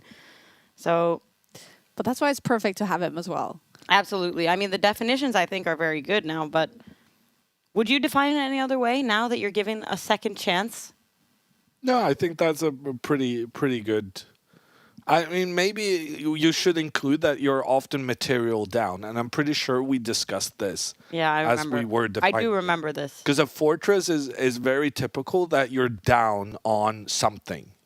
In this case, Ding is down a pawn, and yet the defensive formation he's created is going to stop Gukesh's advances. I just realized what Gukesh is planning, and that is not good news for Ding. Oh, So I was saying, okay, Ding has control here along this fourth rank, but now Gukesh is planning to push his pawn forward, attack the bishop, kick the bishop back, and then move his king up. And then he will move his pawn up. And basically, Gukesh is trying to get this kind of circumstance where somehow he manages to get past this blockade and really get his pawns in an aggressive position. And frankly, these pawns will create problems for the white king as well. So would that no longer be a fortress then? Yeah, I mean, probably this means that what we currently have is not a fortress, Exactly, because yeah. there is a way of breaking down what Ding was relying on now, which was really his control of this square on the side of the board.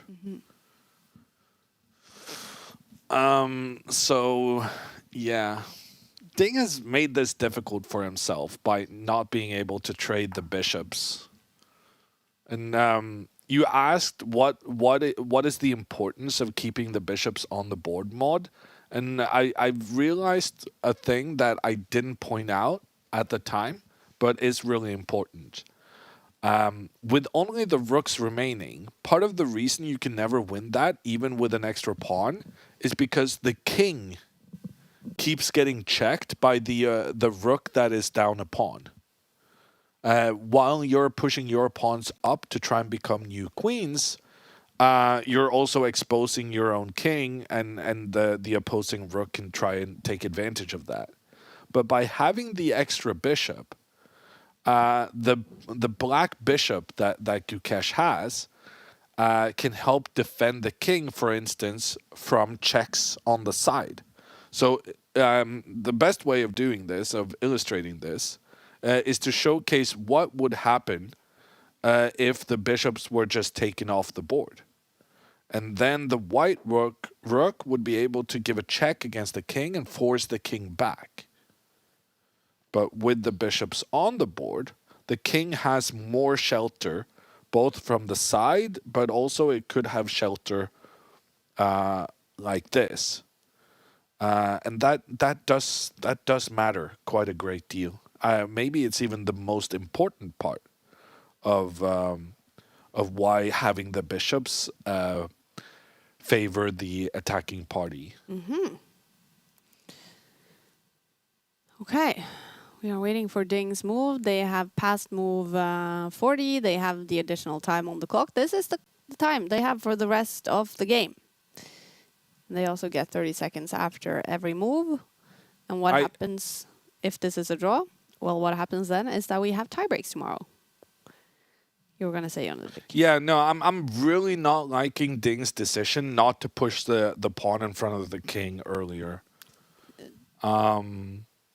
It looks... Because now more it's too dangerous late. right now. If pushing the pawn now, the black pawn on the side of the board just gets a clear path. Part of the point of doing this pawn push earlier was to prevent these black pawns from even getting to move forward without being captured by the white pawn. Maybe it was still the right decision from Ding not and to he's put hesitating quite a bit. Like, Ding is trying to make his move, and then he's thinking, and that was a weird move, wasn't it? King one step back.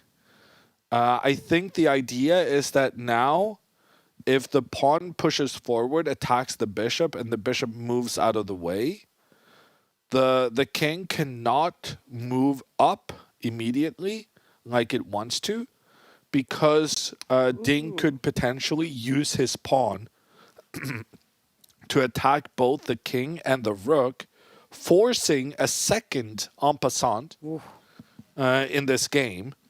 But even though he gets out of the white pawn attacking both the king and rook, it still leads to a situation with traded pawns. That is probably okay for Ding. So Gukesh needs to figure out how he can involve his king without having to trade pawns in a way that favors Ding. And now Gukesh retreats his rook so that fork doesn't really work anymore, I guess. Yeah.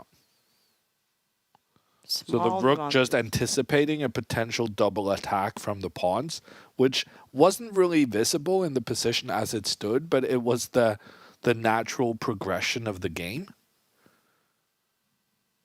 And now Ding moves his rook in.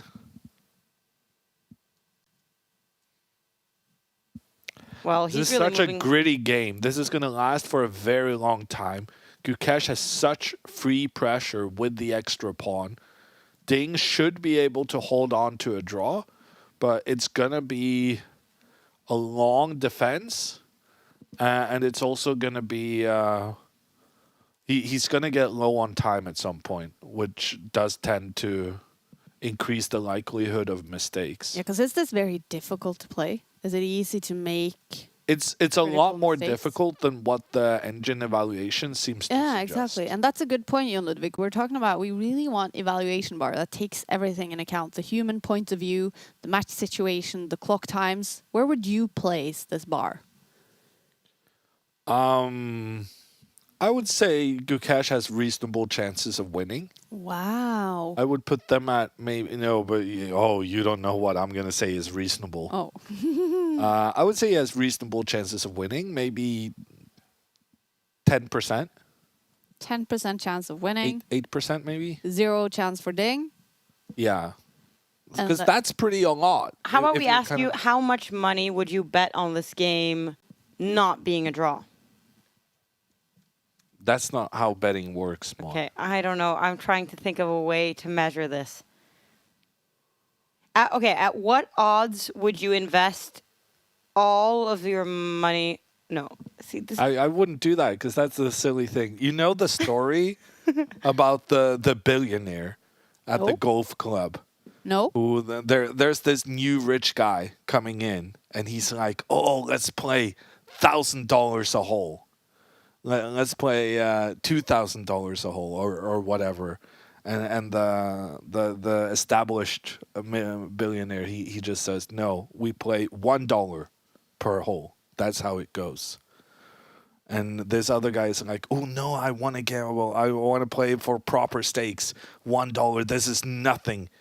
After being hounded for a little bit, the first the established billionaire. I'm such a bad storyteller. No, go ahead. But this guy he says, "Okay, if you want to, I'll gamble with you. How much are you worth?"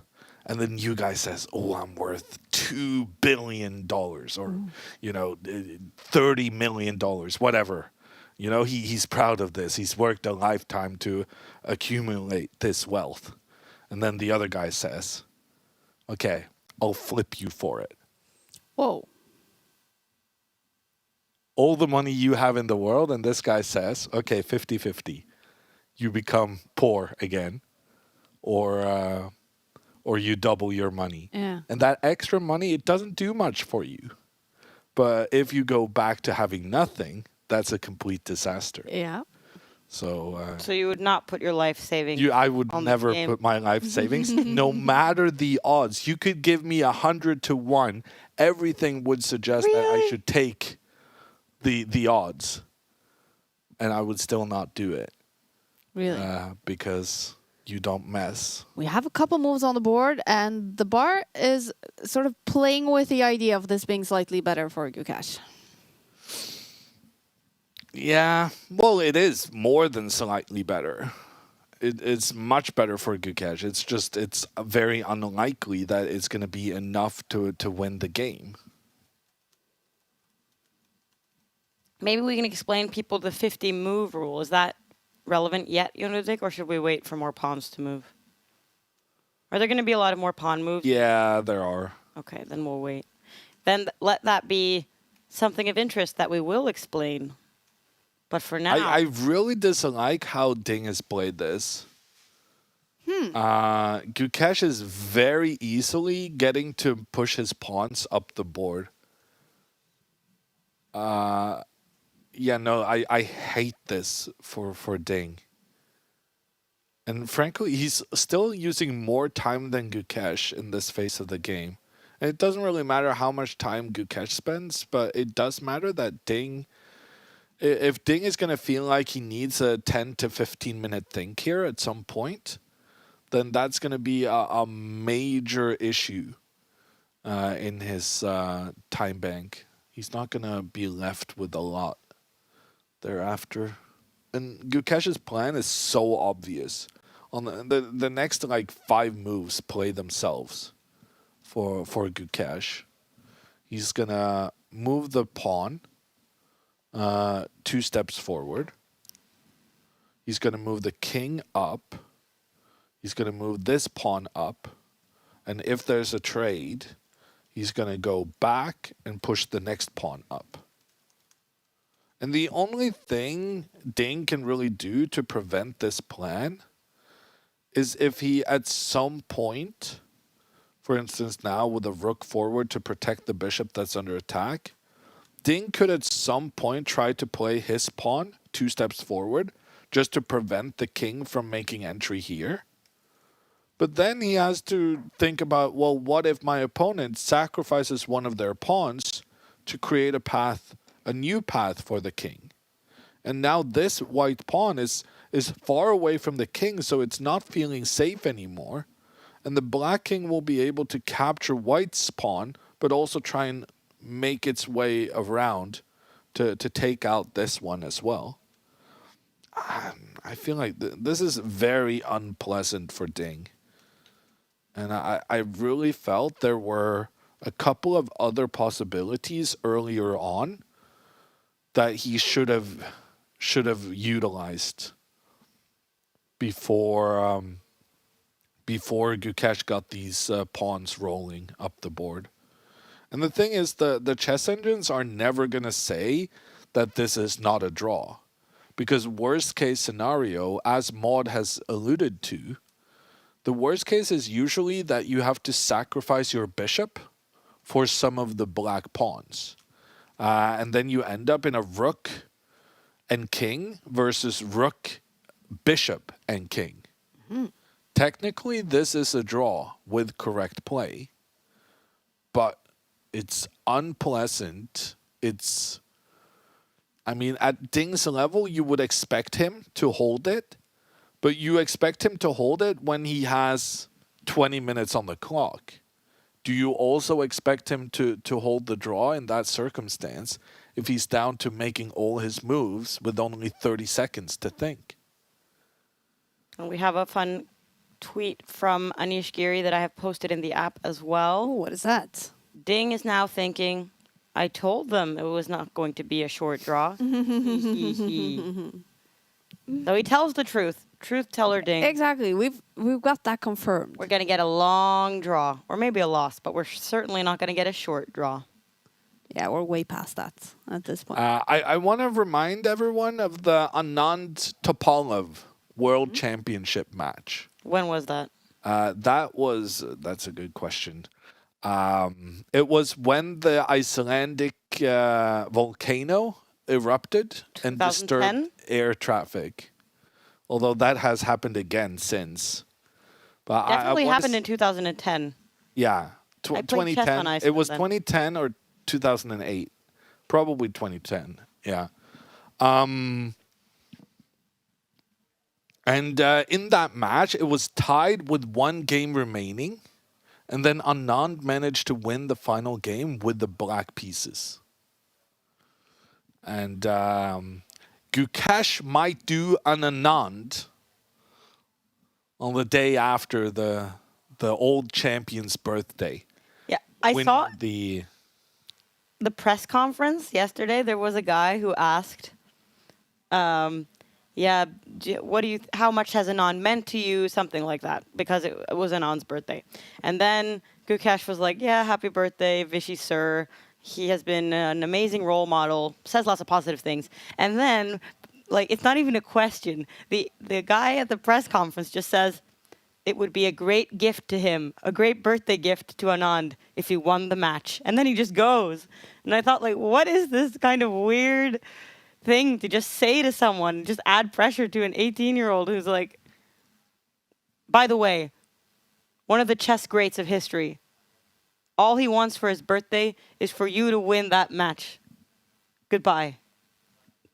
Well, I'm sure Anand would appreciate it I think that is weird. if he did. If I feel the pressure for Gukesh's part, there are so many Indian chess fans, and of course they mean well, and it's so nice to see them celebrating when he finds an important move, the game when he won, the video of the Chess Base India stream with a live audience, going crazy, popping confetti, that was very cool.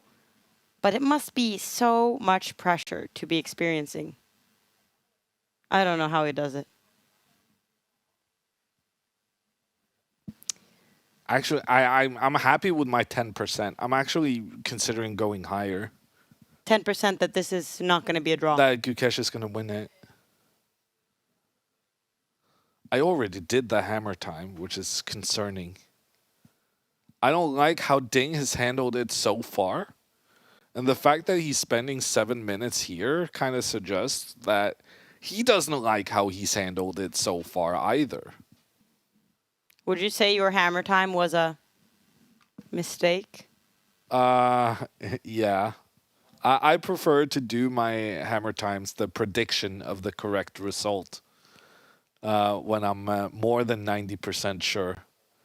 And frankly, that percentage might be falling. Oh, now we're getting this. Oh no, that Kaja has left the studio again. So the button pushing is going to go It's going to go crazy. Well, okay, I'll take Kaja's buttons here. But this time, I feel like we've learned some things from last time. Well, the buttons have changed, which is also concerning. Let's. Can you do the camera where we see Ding in the background? Yeah. Yes, I can. Because I feel like he's not looking super confident about this. I'm going to do this. And I don't blame him. Oh, and see, also Ding is hesitating.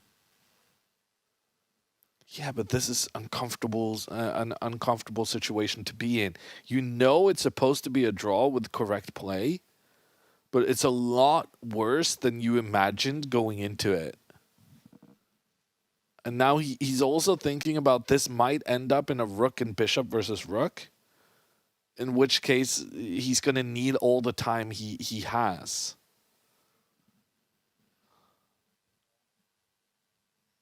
Yeah, no, this has been poorly executed by Ding. He moves the bishop away. Doesn't really change anything. And now, can Gukesh push his king forward? I mean, it seems like he can.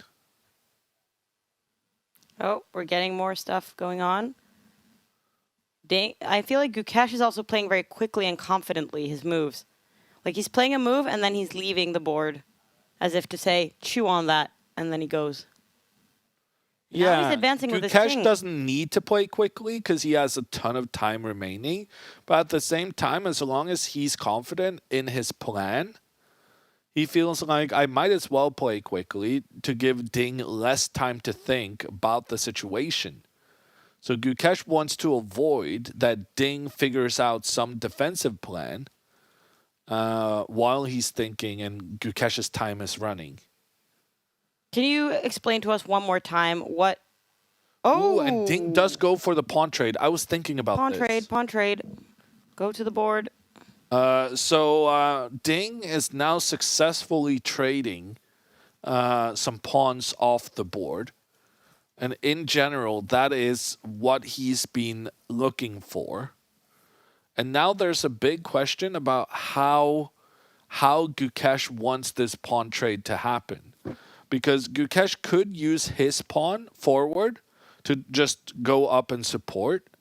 But then after the pawn trade happens, even though the black pawns are working together, it's really nice for Ding to be here with his pawn and make sure that anytime you try to advance further, I know I'll be able to take that one out.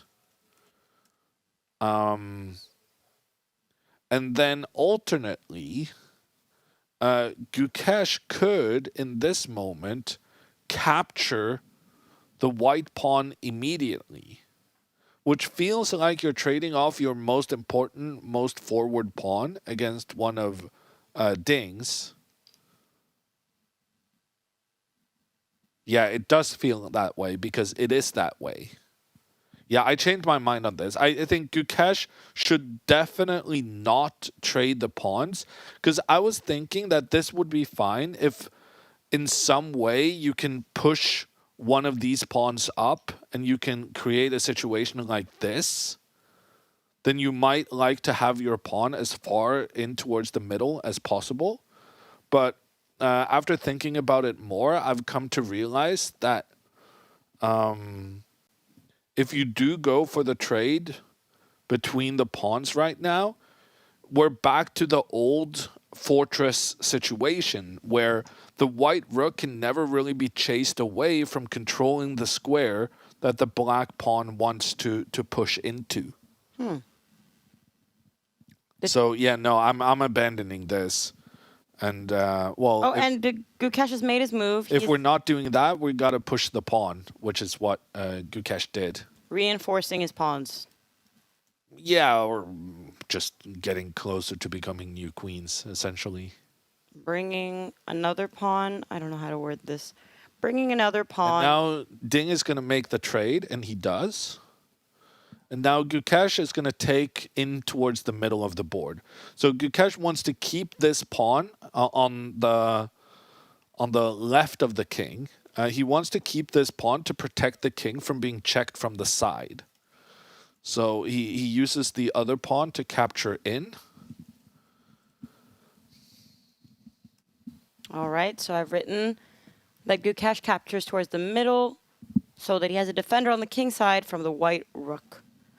And the problem for Gukesh right now is that if he ever tries to move the pawn forward, it's going to be captured by the rook. So he needs to support that move with another piece. Yeah, The well, the only one. he can't even support it with a piece. He needs to remove this rook from controlling along this fourth. Can't he support it with the rook? Yeah, but then what are you going to do? Well, at least I made that pawn push, Paul. Well, if you make the pawn push, it's just we trade, don't want trade, to trade, and it's a draw. We can't trade the rooks. I forgot about that. Can't trade the rooks. So, Trading rooks means it's a draw. So what you need to make happen here is that somehow you need to get your bishop into the middle so that the bishop is blocking the rook's path. We're getting some comments that say, is it rude to not offer a draw at this point? No. Would it ever be considered rude to play on? Well, maybe rook versus rook. Yes, that would be considered rude. But as long as you have an extra pawn, you're usually fine to keep playing. There's a lot of movement behind the players. There are some arbiters. There's even been some photographers I've seen, like even after these first 10 minutes. I thought that was a bit unusual. I think the World Chess Federation has some of their own photographers who are allowed to take pictures throughout the game. The position is extremely simple to draw. I would be surprised if Ding loses, says Jacopo. Do you agree with that? Would you be surprised if Ding loses? We would be surprised. We would be surprised, yes. But on the other hand, your percentages for Gukesh winning this is about 10%. Well, it was at least. Is it going down after this? Yeah, I like this plan that Ding has chosen. The only problem with this plan is that his king is now being completely cut off. So at any point now, Gukesh can move his rook up, and White's king is just going to be stuck on this square for the rest of the game. But it's very important, this bishop. It is extremely crucial that Ding keeps his bishop on this diagonal because he needs to prevent the black bishop from getting there. Ooh, but now that I'm saying that out loud. Okay, so here's the way for Gukesh to win. He needs to move his rook around. Then he needs to move his bishop around. And then he moves his bishop into the middle of the board. This plan is how Gukesh wins this position. Whoa. And then the question is, will Ding be able to prevent the plan from ever materializing? But as far as this position right here, right now goes, I think this is game over. You can never really know in these rook endgames, but getting that black bishop into the middle of the board, that is the success criteria. And it's very important that it's this specific place, because if the bishop trades at any point, the game is an easy draw, except when it happens in a way where the black pawn is able to move away from this last remaining white pawn, giving it a clear path to push forward and try and become a new queen. Maybe this is a draw as well. What do you think? I'm trying to make a poll now in the app to make like a guess of how long this game would last. And I want to have like a move number that I can have. Do you think it will be less than this or more than this? What's a good split? A good over-under.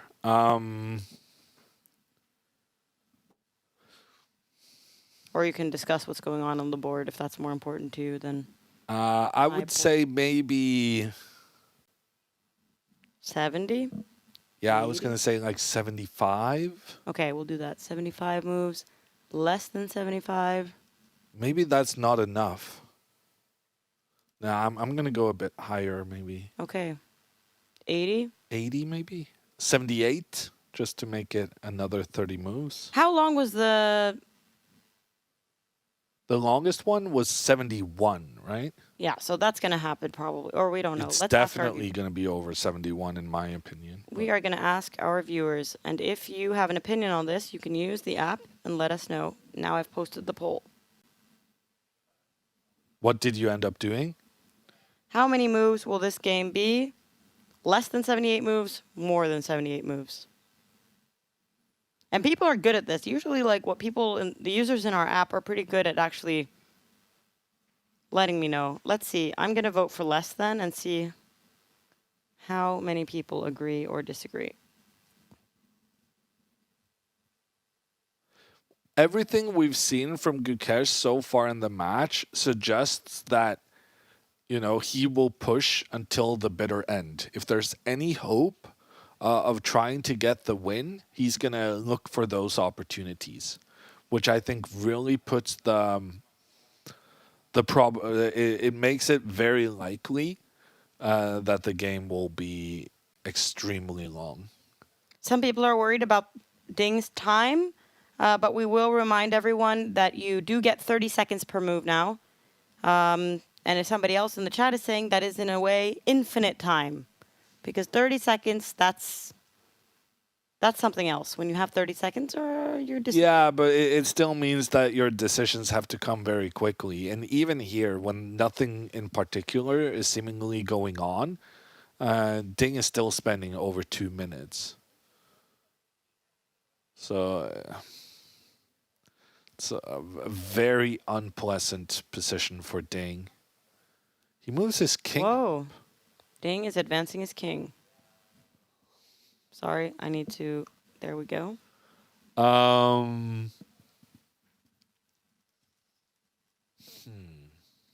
Yeah, no, if Ding can move his king into the middle, then this is going to be a draw. It's very strange. Did Gukesh have the opportunity here to move his rook forward and limit the options for Ding's king, and then he chose not to do it, and allowing Ding to move his king up? Well, now Ding has to make a difficult choice, right? Yeah. So big choice here for Ding. If he moves his king forward, then he will be split away from his pawn on the side of the board.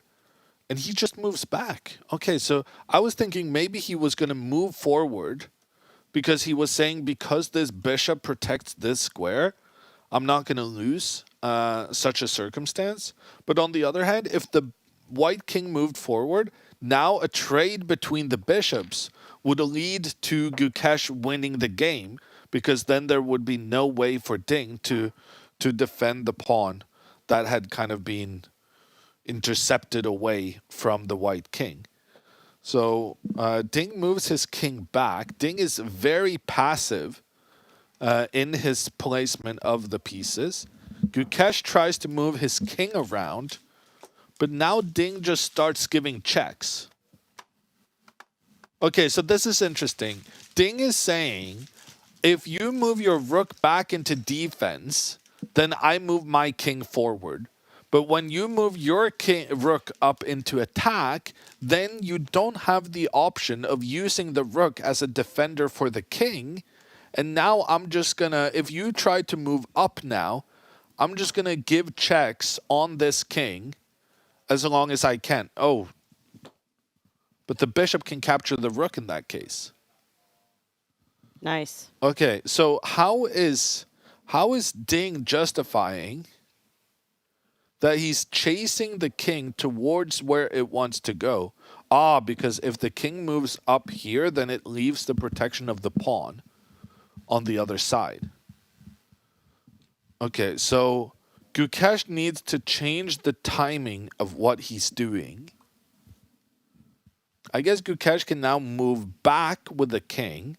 Then he can move the bishop to protect the pawn. Oh no, he cannot move back, and that's why Ding put the bishop on this square. If Gukesh now moves back with his king, backwards with his king, then the white bishop will be able to attack the black pawn. Oh, so now Gukesh goes back to where the king was. So Gukesh just changes his mind. He says, no, I have to go back. This didn't really work out for me. Now Gukesh potentially is advancing his pawn. And so Ding returns to where he came from with the rook as well.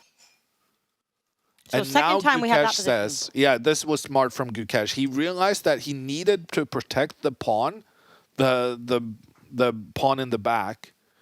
And also this bishop will enable the king to return into the middle without getting checks from the side.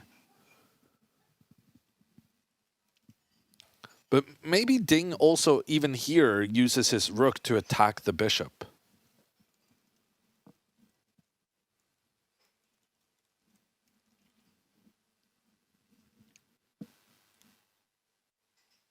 That makes sense to me. Just try and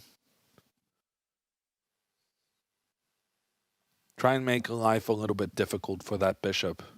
And Ding is needing to speed up here. Every time Ding spends more than 30 seconds on a move, he's got less time for the next one. And we've gotten some snacks in the studio. And also Kaja is back. Yeah. I forgot my entry card to the building, so I was locked out of the building for a little. It was a little bit dramatic there. Luckily, I had my app. I could I could keep up to speed on the game. And yes, so I also brought back some Christmas chocolate for you guys. We have the popular chocolate scones that Simon was a fan of. Thank you. Because I guess we're gonna need the energy. Still a long game is what we are envisioning here. We've asked our users of the app, do they think it's going to be more or less than 78 moves? Mm-hmm. And actually, okay, 57% now think it will be less than 78 moves. Wow. So they think it's going to be over soon. Okay. Will we know within like the next few decisions here? We're in move 52. Ding has 14 and only 14 minutes left on the clock. He still get 30 seconds after every move, but still. Clock is ticking for Ding Liren. Gukesh with more than an hour on his clock. And the one fighting to win this. And look at Gukesh's like confident pose right now. Yeah. This is very something else. interesting. This is not how he usually sits. He looks quite confident, yeah. So we've seen Gukesh make a try at going around with his king, and then he failed a little bit. Mm-hmm. Or Ding was at least able to stop him. So now he's changed his positioning of his bishop to see if that can help him. Jon Ludvig, are you eating the... No, he, like me, I guess, doesn't have like the fingernails to be able to open this thing. I thought you were going to eat I also do that. whole thing with the outer layer as well. It's just to open it, I think. Yeah, he did. Okay, funny story. We went to a restaurant the other day, Asian fusion, of course, Jon Ludvig's favorite. We went to the food court place, and we had some Japanese really good food. And I ordered some edamame beans. Mm-hmm. Edamame beans, I don't know how you say it in English. And Ludvig ate the whole thing. He didn't take out the piece inside. He ate the whole thing. Isn't that very hard to chew? Probably very healthy, though. He is busy eating his orange right now. Very healthy. We have like chocolate up for grab here. And Jon Ludvig goes for the mandarin. I bet the viewers are quite happy when I'm out of the studio, because then you guys actually talk about the chess. I come in and we talk about everything else. I'm not sure we talked a lot about the chess when you were away, to be fair. Okay. Yeah, what were we talking about then? I mean, we talked a bit Gambling. about the chess because we did get a lot of moves at one point. We were talking about gambling. Where you were talking about, you were giving everyone some like wise tale of why not to throw away your life savings. Yeah, but that was when Kaja was still that was here. Before. Yeah, so we did talk about chess. That was good. Yeah. So is the fortress now... do we see that the fortress was never there? Yeah, I'm not sure the fortress was ever there. Exactly. Gukesh is making gradual improvements to his position, and we have constructed a plan that would, we believe, win the game in Gukesh's favor. It's just that plan requires, like at least 10 moves to make happen. Maybe even more. Can you show it again, Jon Ludvig, so I can make some arrows and like make a comment that's in the app to show? I wanted to get this bishop here. Yeah, but Ding is just moving his rook I'm back and forth. not sure how you even make that happen. I mean, you need to get your bishop in and around somehow. Okay. But I don't see how you're really going to accomplish that. So when you're saying we found a winning plan for Gukesh, we found one, but we don't know how to get to it? We found a way to win if the opponent doesn't make any moves. But in chess, the opponent does get to make some moves as well. So it's more that we have a winning dream, but we don't have right now the plan to put the dream into action.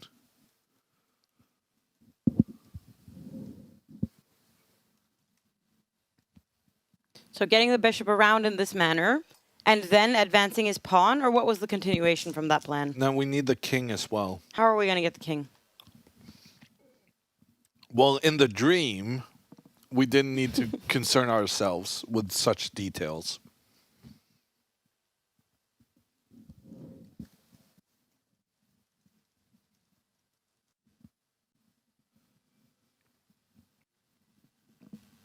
So we're trying to get that bishop around, or Gukesh is trying to do that. Ding has to be ready to counter that plan. And so far, he has been doing a good job of countering the different plans. But his king is now stuck on the first rank and can't really involve itself. But at the meantime, Gukesh's king is also kind of stuck. And now Kaja is also having a salad. And Jon I'm Ludvig eating is... a chocolate snowman. Oh, I didn't know they were shapes. Let me see these. Oh, and there's a little pirate man. What is this? I can't hold it too long or it will melt in my hands. I'll just go for it. This, whatever this little thing is. Maybe one of the dwarfs? That doesn't have anything to do with Christmas. Well, Snow White is hence my confusion.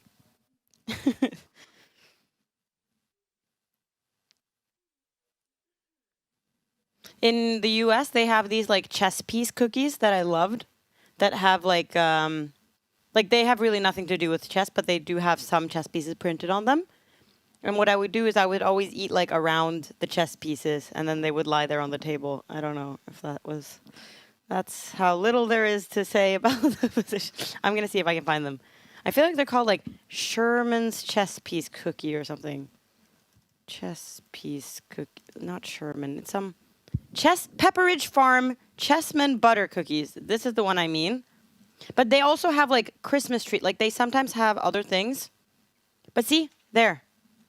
They have like the king. See these?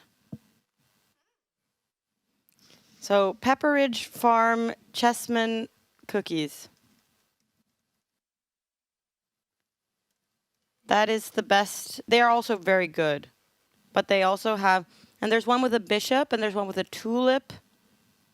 Here's one with the queen. Cookies and food, that's the topic for today. But there's also a dramatic day in the World Chess Championship match, you guys. Make no mistake, this is the final day of classical chess. If we have a winner today, that player will be world champion. And if there is a winner today, it will be Gukesh, the 18-year-old, becoming the youngest world champion in history. If they play a draw, then it will be tie breaks tomorrow. With rapid chess, first a match of 4 games in rapid chess, still tied. Then another match of rapid chess, 2 games. And after that, if they're still tied, a match of blitz chess. And if they're still tied, then sudden death blitz chess will be played. Ding Liren is said to be a favorite in faster time controls. But Gukesh is trying to win this game. And the clock situation, is that dramatic right now, Jon Ludvig? 1 hour, 6 minutes for Gukesh. 11 minutes for Ding for the rest of the game. Yeah, no, Ding has made his life as miserable as it can be. There really should have been a better way of getting the draw from the position we had out of the opening. If he decided to just say, I'm just gonna go for the draw, the way he did it was just terrible. And he has an unpleasant defensive task. He's spending time now to try and figure out his plan to counter Gukesh's plan. But Gukesh is just going to walk around for a little bit until Ding is down to just seconds on his clock. And then Ding will potentially blunder while he's low on time. So the big plan for Gukesh is to get one of those 2 pawns over to the next side Yeah. to make it into a queen. Yeah, and that is extremely difficult to do. Which is why you kind of have to divide it into lesser plans. So for now, Gukesh's main plan is trying to involve his king through the center of the board. Okay. So he needs to move his king behind the pawn and into... He needs to. He can just go back and forth and try a couple of different things. And if Ding is spending 3 minutes just to decide where to move the bishop that's under attack, you know that there are some really tricky decisions waiting for Ding down the line. Do you guys get overtime paid? Well, I'm hired in the company, so Yes? I don't. Do you guys? No, we do not. No. He hides the bishop all the way back in the corner. Okay. So basically, Gukesh said, I'll force your bishop into the corner. Oh, wait. Oh, the bar just got very excited there for a second. And then I'll try to improve. So basically, Gukesh said, I'll force your bishop into a more unfortunate square, and then I'll try to work on getting my king involved. Here comes the king, says Baron. But I still don't understand how it's supposed to get to the center. Like, I'm making these arrows, and then I'm like, no, that arrow doesn't make any sense. Like, what? You know, look at my screen. Is this the path he's going to go for? Does he have to trade the bishops to make progress?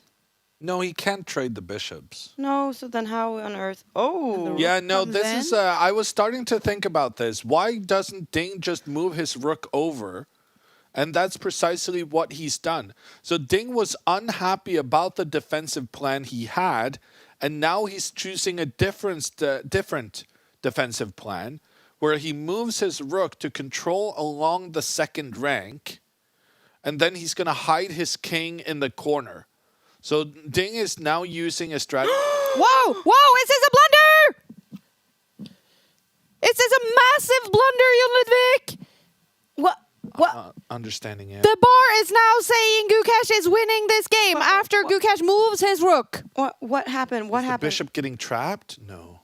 What is this? What is What is this? Let's get the computer moves up on the board to try to figure this out. Oh, he can trade the rooks and the bishop is stuck in the corner. Gukesh is about to be the world champion and he has seen it. I can tell by his reaction in the chair. He has seen it. And this is why he forced Ding's bishop into the corner of the look board. at him. Look at Gukesh. Look at Gukesh! He knows is realizing that Ding has blundered his rook and that he is about to become the youngest world chess champion in history. And Ding looks up at Gukesh and he can tell from the acting Gukesh is doing. It's not acting though, it's real. Gukesh is going to be the world champion. He knows it. Look at He Gukesh. knows it. He cannot believe. He cannot believe this. I have to. And what about Ding Liren? And there Ding Liren realizes he has The most bishop likely just being in lost the his corner crown. of the board. It's not that he's losing the rook, but it's the fact that Gukesh can now force a trade between both the rook and the bishop. The bishop trade on its own is fine for Ding. It's good for Ding. The rook trade on its own is good for Ding, but trading the rooks and the bishop at the same time, that is the terrible thing. And that is what is about to happen right now, because Ding cannot escape from the bishop trade after the rook's trade first. They simply cannot believe it. Both players have realized this massive blunder by the world champion Ding Liren, who is about to lose his title to this guy. 18-year-old Gukesh from India is taking the crown back to India after Vishy Anand lost it to Magnus Carlsen in 2013. And he goes for the trade between the rooks. He has calculated this. Ding then captures back with his king. And this Gukesh goes for the trade of bishops. That was really the only thing he could do in that situation. Ding has to accept the trade. And now Ding has to move his king one step back to the side. Oh my gosh, and look at Gukesh is leaving the board. He cannot and look believe at this. Well. And Gukesh is now not by the board, and Ding gets a moment to realize what just happened. Ding Liren, he was the 17th World Chess Champion. He became the champion in 2023, winning a match against Jan Nepomniachtchi. He had the crown for 1.5 years, and he is now about to lose it. This is devastation for the Chinese Grandmaster, and this must be so, so difficult to handle. Is it such an unnecessary way of losing the title as well? He moves the king up. I felt like he should have moved the king down, but it probably didn't matter. Now with the king to the side, Gukesh is, Ding is going to have to resign this game now. And now we see a smile from Gukesh. We see a smile on Gukesh's face. In the current position, if it had been Gukesh's turn to move, the game would be a draw. But because it's Ding's turn, Ding has to move away with his king, allowing the black king to progress further. This is the most brutal thing I have ever witnessed in any sport in my entire life. You can see the pain and also the joy on Gukesh's face. Exactly. He has to leave the board because he can't be that happy at the board right now. He needs to leave, and Ding is just absolutely broken. Absolutely crushed after one massive blunder. But kudos to Gukesh. He played a fighting game. He took it into time trouble now for Ding. He's been fighting to find that win. And the blunder happened. In some ways, I think this is the perfect end to the match because it has been a match. Oh, he resigned. We have a handshake. New world champion. Gukesh is the youngest world champion, and he's actually holding his hand in front of his mouth to avoid smiling in Ding's face. Look how happy Look at these images from Singapore. Ding Liren leaves the board. He loses his crown, and left by the board is Gukesh, 18-year-old from India. He is the 18th World Chess Champion. Wow! Congratulations to India! Incredible stuff. Look at this. Jon Ludvig, some words about our new world champion. He gets rewarded for his fighting spirit. On multiple occasions, the position was equal, but he showed that he wanted to continue and go for the win. And he was not rewarded so many times. He kept on fighting even when the chess engines felt he had the worst position. He kept on fighting. He wanted to go for the win on every occasion. He's crying. In many ways, this has wore down Ding. And Ding acquiesced to a worse endgame, thinking he can defend it. But he couldn't. Look at Gukesh. Yeah, he's crying. He is only 18 years old. He is crying. Maud is crying. I am crying. Because there's been such a journey for this young man. And here comes the FIDE president to congratulate the new world chess champion. He is making his country so proud. Again, huge congratulations to India for taking back the crown. A team effort as well. Gukesh, his team, we're now going to figure out who was in his second team, but the whole India team as well, with some other young, fantastic players. Vishy Anand, who's been an inspiration to all of them. What a story. The world champion is now from India.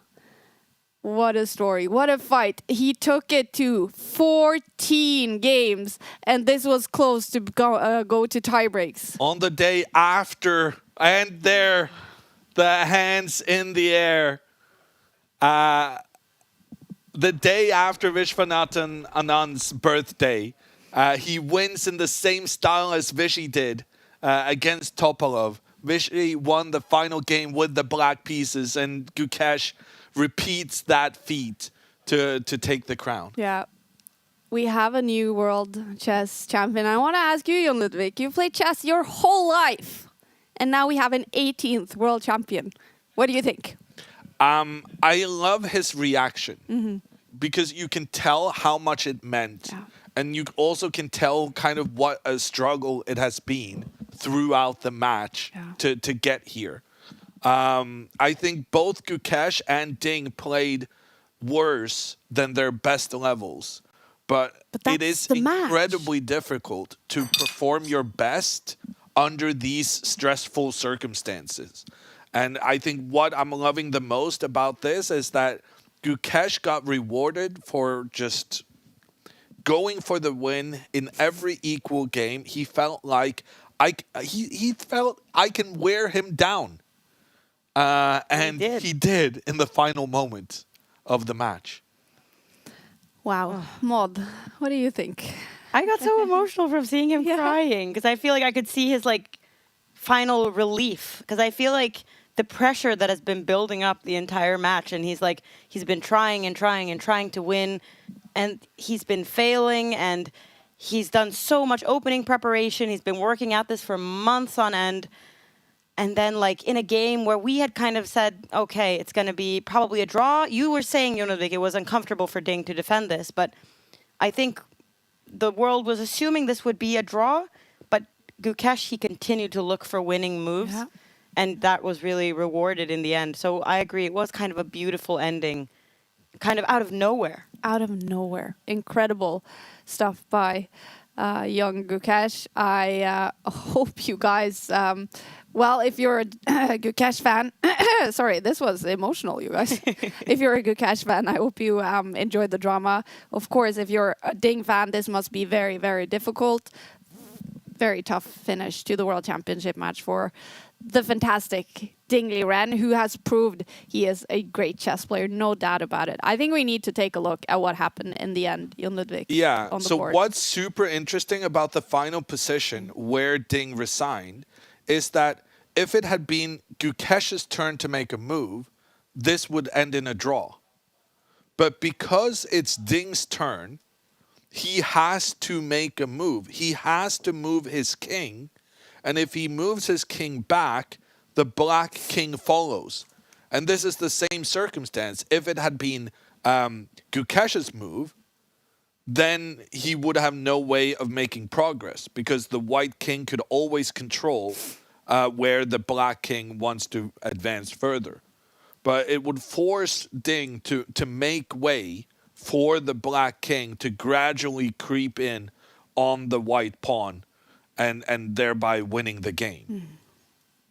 And this is called a Zugzwang, which is German. There's a couple of German expressions, but Zugzwang, having to move, even though you don't want to.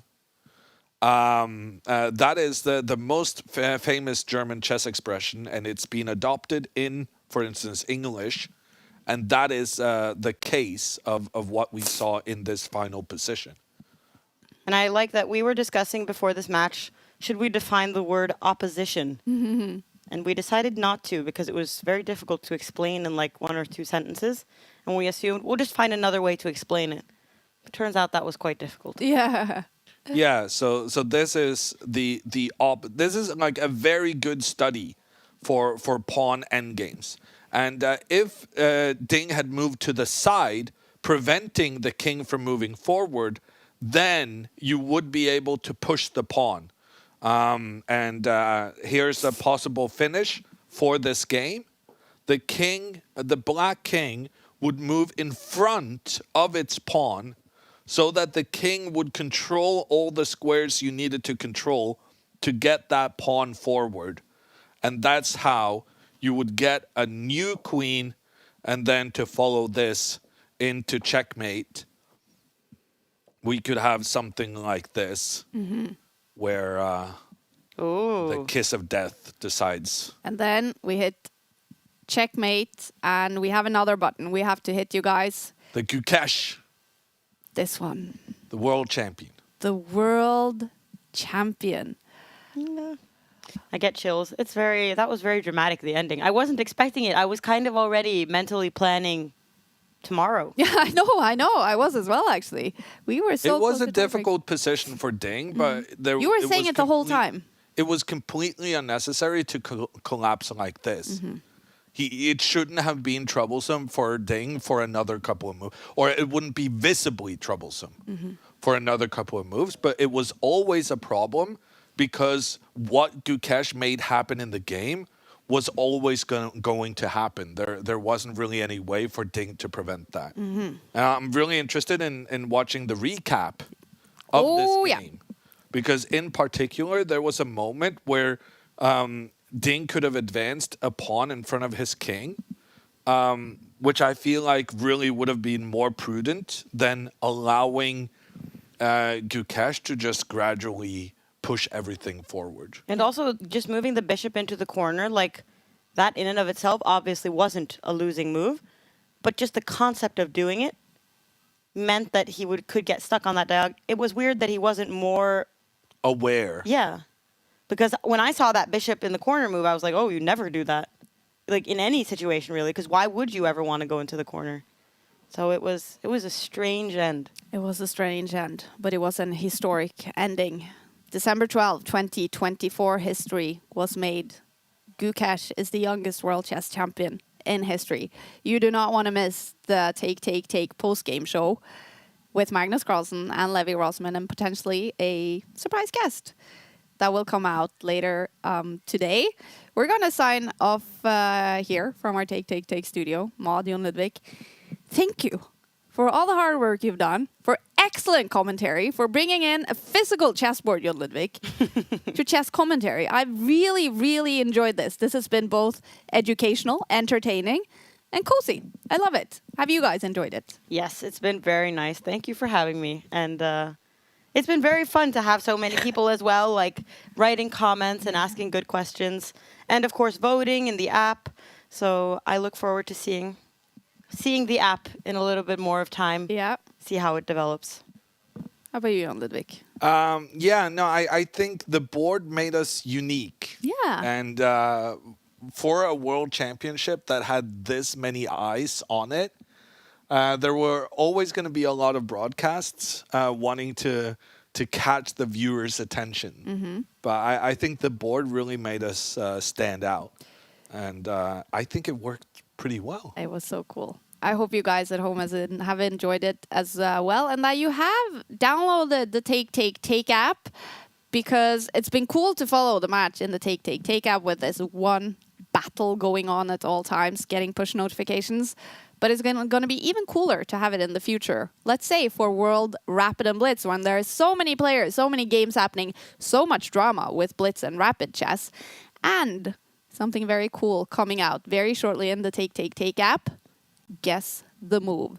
You do not want to miss this game. You can actually sit there and guess the moves of the top players, and you can join in tournaments and win prizes and have fun with chess, basically, and play with yourself and with friends and with the rest of the world, basically. So please do download Take, a app co-founded by former world champion Magnus Carlsen himself, the current world champion. His name is Gukesh. He is 18 years old, and we congratulate everyone in India for this massive achievement. The crown is back in India. Congratulations to all of you.